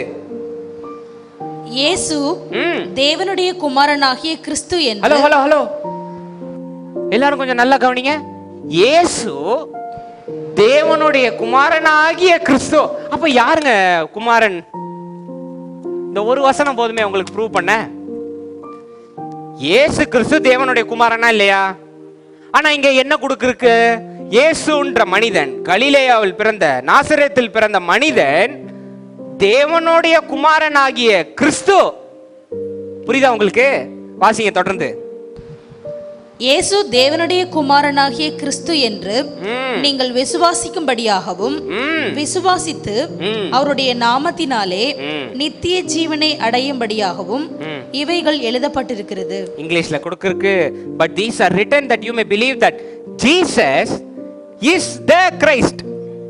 Hello, Jesus is the Christ, which brings the possibility that each and everyone who is sitting here, those who have, though you may be sinned, though you may be rich, though you may be poor, though you may be Hindu, though you may be Muslim, you are capable to attain Christ at any level. இந்த ஒரு வசனம் போதும். நீங்க யாராக இருந்தாலும் சரி, எவ்வளவு பெரிய பாவம் செய்திருந்தாலும் சரி, எத்தனை வருஷம் உண்மையே தெரியாமல் இருந்தாலும் சரி, நீங்கள் மனது வைத்து தேவனிடம் திரும்பினால் கிறிஸ்து என்ற அடையாளத்தை நீங்களும் அடையலாம் என்ற இந்த ஒரு வசனம் போதும் உங்களுக்கு எடுத்துக்காட்டு. அல்லேலூயா.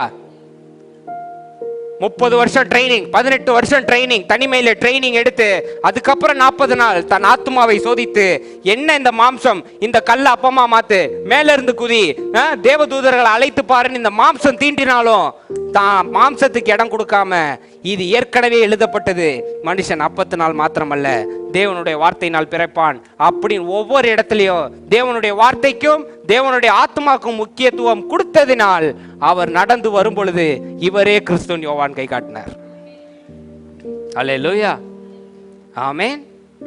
அதனால் இது ஏற்கனவே நான் உங்கள்கிட்ட சொல்லியிருக்கேன், தாவீதுக்கும் அதே வார்த்தை கொடுக்கப்பட்டிருக்கு.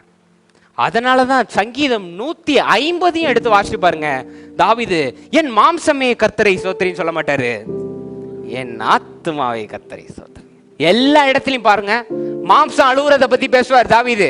மாம்சம் என்னைய இப்படி சொல்லுது, இப்படி என்னை டிஸ்டர்ப் பண்ணது, நான் தோத்து போயிட்டேன், ஆனாலும் கர்த்தாவே நீர் என் கேடகமும் என் மகிமையும் உயர்த்துகிறோம். எல்லா இடத்துலையும் ஆனாலும் கர்த்தாவே என் ஆவியை நீர் தேற்றுகிறீர், என் ஆத்துமாவை நீர் தேற்றுகிறீர், என் ஆத்துமாவுக்கு துணை நிற்கிறீர். ஏன்னா அந்த சமயத்திலேயே தேவனை நேருக்கு நேர் அடைந்தவர் தாவீது. அதனாலதான் 150 சங்கீதத்திலையும் ஒரு இடத்துலையும் மாம்சத்தை பத்தி பேசாம தேவனுடைய ஆத்மாவை பத்தி பேசினவர் தாவீது. எனவே நீங்களும் தேவனோடு ஒன்றாகலாம் என்பது இந்த பைபிளுடைய முக்கியமான நோக்கம். அதை நேருக்கு நேராக ஓப்பனா சொன்னது இயேசு கிறிஸ்து.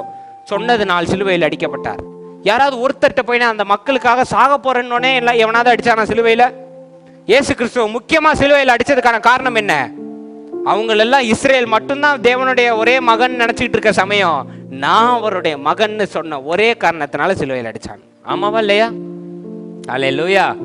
இன்னைக்கு இதுதான் கிறிஸ்தவம், இவர் ஒருவர் தான், இப்படிதான் பாஸ்டரால மட்டும்தான் ஜெபிக்க முடியும், இதுதான் நடக்கணும் அப்படி. Take all this limitations. நீங்க எல்லாரும் பாக்கியவான்கள், எல்லாரும் தேர்ந்தெடுக்கப்பட்டவர்கள், எல்லாம் தேவனுடைய பிள்ளைகள். இன்னைக்கு எனக்குள்ள இருந்து பேசுகிற ஆண்டவர் ஞானதாஸ் அங்கிள்குள்ளேயும் இருக்கிறார். அவர் அதை விசுவாசித்தால் அவர் தேவனுடைய மகிமையை காண்பார். அல்லேலூயா. இன்னைக்கு என்னைய கொண்டு ஒரு அற்புதம் செய்கிறாரு, நாளைக்கே எஸ்தரமா. அப்போ எனக்குள்ளேயே அதே ஆண்டவர் தான் இருக்காருன்னா செங்கடலை எஸ்தரமாவை கொண்டு பிழைக்க செய்வார். தேவனால் கூடும். அதனால தான் வசனம் இருக்கிறது, விசுவாசிக்கிறவனுக்கு எல்லாம் கூடும். The one who believes, he shall do anything he wants. Hallelujah. So try to keep yourself empty. இந்த உலகம் தொடர்ந்து உங்களுக்கு ட்ரெஸ், அதாவது ஆடை அணிவித்துக்கிட்டே இருக்கும். இன்னைக்கு நம்ம கிறிஸ்தவத்துக்கு வந்தோடனே வெள்ளை போடுறதுனால நம்ம கிறிஸ்துவை அணிஞ்சிட்டோம்னு நினைச்சுக்கிட்டு இருக்கோம். கிடையாது. ஒவ்வொரு நிமிஷமும் நீங்க ஏதாவது ஒரு ட்ரெஸ் அணிஞ்சிக்கிட்டே இருக்கீங்க. நான் பாவி, நான் தோத்துட்டேன், நான் அதை செஞ்சுட்டேன், நான் இதை செஞ்சுட்டேன், நான் இதை பண்ணிட்டேன், இது எல்லாத்தையும் விலக்கி வச்சுட்டு நான் தேவனிடத்துல இருந்து வந்தவன், நான் இதுக்கெல்லாம் இடம் கொடுக்கவே மாட்டேன். மாம்சம் சொல்ற சோகம், இச்சை, அதுக்கெல்லாம் இடம் கொடுக்காம எப்போதும் நான் சந்தோஷமா இருப்பேன், எப்போவும் நான் மகிழ்ச்சியா இருப்பேன், எப்போவும் நான் நிம்மதியா இருப்பேன் நீங்க இருந்துட்டீங்கன்னு வைங்க, தேவன் உங்க மூலமா அசைவாடி கொண்டே இருப்பார். அல்லேலூயா. இன்னும் கடைசியா ஒரு வார்த்தை சொல்லிடுறேன். அழுகை எவ்வளவு நேரம்னு பைபிள்ல கொடுத்துருக்கு. பைபிள்ல டைம் கொடுத்து நீங்க பார்த்துருக்கீங்களா?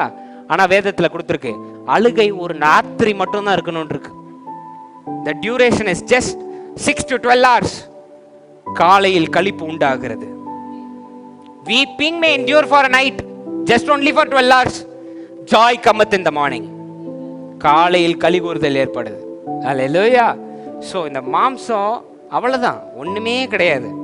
நீங்கள் எல்லாரும் தேவனுடைய சாயலாக நடை போட்டு கொண்டிருக்கிறீர்கள். அந்த சாயல் மேல உலகம் கொடுக்கிற பெயரோ பொருளோ ஆஸ்தியோ அந்தஸ்தியோ கொண்டு திணிக்காதீங்க. நீங்க தேவனுடைய ஆத்மாவா சேர்ந்து நீங்க செயல்படும் போது நித்திய வாழ்வு, the fountain of river, hallelujah, fountain of life, அது உங்க மூலியமா ஓடிக்கொண்டே இருக்கும். அல்லேலூயா. உங்க பாத்திரம் வழிந்து ஓட ஆரம்பிச்சிடும். ஆமென். So from today on யாரையும் ஜட்ஜ் பண்ண வேண்டாம், யாரையும் எதுவும் சொல்ல வேண்டாம். எல்லாரும் நல்லவங்க. சில சூழல்கள்னால சிந்தை சரியில்லாம இருக்கு, அதோட நிறுத்திக்கணும். நம்ம இப்ப என்ன பண்ணணும்? எவ்வளவுதான் பெரிய துன்பம் வந்தாலும் அதுலயும் நிம்மதியா தேவன் எல்லாவற்றையும் பார்த்து கொள்வார். ஏன்னா நான் அவர்கிட்ட இருந்து வந்திருக்கேன், நான் சொல்ல ஆகும் அது கட்டளையிட அப்படின்ற விசுவாசம் நீங்க கொண்டுட்டீங்கன்னு வைங்க, இந்த உலகத்தில் உங்களை யாராலையும் ஜெயிக்க முடியாது. அல்லேலூயா. உங்க மாம்சத்தை நீங்க ஜெயிச்சிருவீங்க. ஆமென். ஸோ அதனால try to keep yourself empty from today. இன்னையில இருந்து உங்களை அப்படியே எம்டியா வச்சு, அதனால தான் நம்ம வசனம் சொல்லுவோம், நாங்க சிறுகணும். நீங்க சொன்னதே கிடையாதா? வர்ஷிப் ஃபுல்லு இதுதான், நாங்க சிறுகணும்னு குட்டையானது தான் மிச்சம். வார்த்தை மாம்சம் ஆயிருது. நம்ம ஜனம் பிசிக்கலா நினைக்க சிறுகணும்னு 40 ரூபா சட்டை போட்டு வர்றது சிறுகிறது கிடையாது. மாம்சம் இருக்கு பாருங்க, இந்த பெருமை, இதுல தோன்ற இச்சை இருக்கு பாருங்க, அதை எல்லாத்தையும் ஒண்ணு இல்லாம ஆக்கிட்டு பரிசுத்தத்தையும் அன்பையும் அந்த 9 கனிகளையும் நீங்க பெருக செய்றீங்க பாருங்க, அதுவே உண்மையான ரட்சிப்பு. அல்லேலூயா. இன்னையில இருந்து அது பெருகட்டும். நீங்க இந்த மாம்சத்தை ஒண்ணு இல்லாம ஆக்கிருங்க. அல்லேலூயா. ஆமென். தேவனோடு தேவனா ஒன்றாயிருங்க. நீங்களும் கல்யாண வீட்டுல நல்ல சாப்பாடு சாப்பிடுங்க, போஜனம் பண்ணுங்க. ஆமென். எழுந்து நில்லுங்க, நம்ம ஜெபிப்போம்.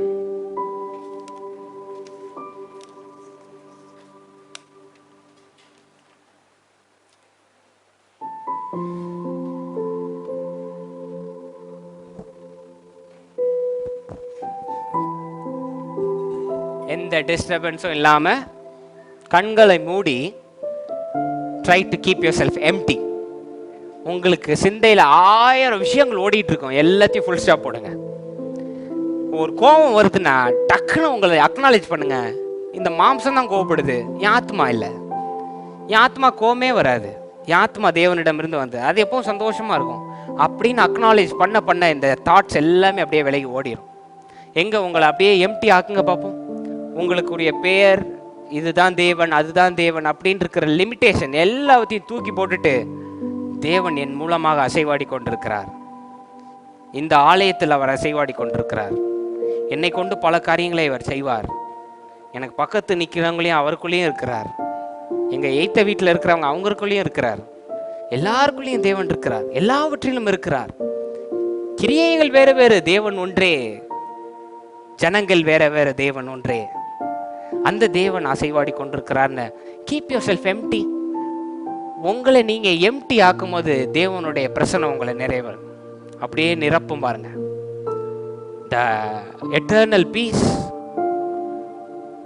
the exuberant joyfulness, the unlimited blissfulness shall fill you. அவருடைய அளவு கடந்த அன்பு, மன்னிப்பு, பொறுமை, தயவு, கோபம் கொண்ட இந்த மாம்சத்தை தாண்டி அந்த ஆத்மாவை அவரிடம் ஒப்படைக்கும் போது எல்லாவற்றையும் கொண்டு அவர் நிரப்புகிறார். கைகளை நல்லா இப்படி வைங்க பார்ப்போம். அவர் கையில் இப்படி கையை இப்படி வச்சு ஜெபம் பண்ணுங்க. I make myself empty. நான் என்னைய ஒன்றும் இல்லாமல் வெறுமை ஆக்கிடுறேன் ஆண்டவரே. இந்த மாம்சத்திற்கான எண்ணங்கள், மாம்சத்திற்கான இச்சைகள் எல்லாம் சிறுகட்டும். உம்முடைய எண்ணங்கள், நன்மைகள், நற்குணங்கள், புண்ணியம் எதுவோ, புகழ் எதுவோ, நற்கீர்த்தி எதுவோ, பரிசுத்தம், கிருபை எல்லாவற்றினாலும் என்னை நிரப்பும். இந்த காரியங்களினால் என்னை தயார்படுத்தி நான் அதை மக்களிடம் கொண்டு போய் சேர்க்க நீர் உதவி செய்யும். வந்திருக்க ஒவ்வொருவரையும் நான் ஆசீர்வதிக்கின்றேன். Fill themselves, Lord, with your eternal bliss, with your joy, with your pleasantness. Let them be empty so that they are qualified to go into the needle's eye. I completely surrender them. நீர் எல்லாவற்றையும் பொறுப்பெடுத்துக் கொள்ளும். வருகின்ற அவிசுவாசமான எண்ணங்கள், கோபங்கள், மரணத்திற்குரிய எண்ணங்கள் எல்லாம் அகன்று நீர் அவர்களுக்குள் இருக்கிறீர். நீர் மிகப்பெரிய காரியம் செய்ய வல்லவர் என்று நீர் நிரூபித்ததற்காக நான் நன்றி செலுத்துகின்றேன். நீர் பொறுப்பெடுத்துக் கொள்ளும், ஆசீர்வதியும் பலப்படுத்தும். இயேசு கிறிஸ்து நாமத்தில் கேட்கிறேன் ஜீவனுள்ள நல்ல பிதாவே, ஆமேன். ஹல்லேலூயா. மகிழ்ந்து களி கூறுங்கள். எல்லாவற்றையும் விட்டுருங்க. எல்லாத்தையும் நீங்க விடும்போது நீங்க எல்லாமே மாறிடுவீங்க. ஹல்லேலூயா. பக்கத்தில் பார்த்து சொல்லுங்க, be empty, become everything. Hallelujah. Don't become anything, just be, you will be everything. Hallelujah. God bless you. Shalom.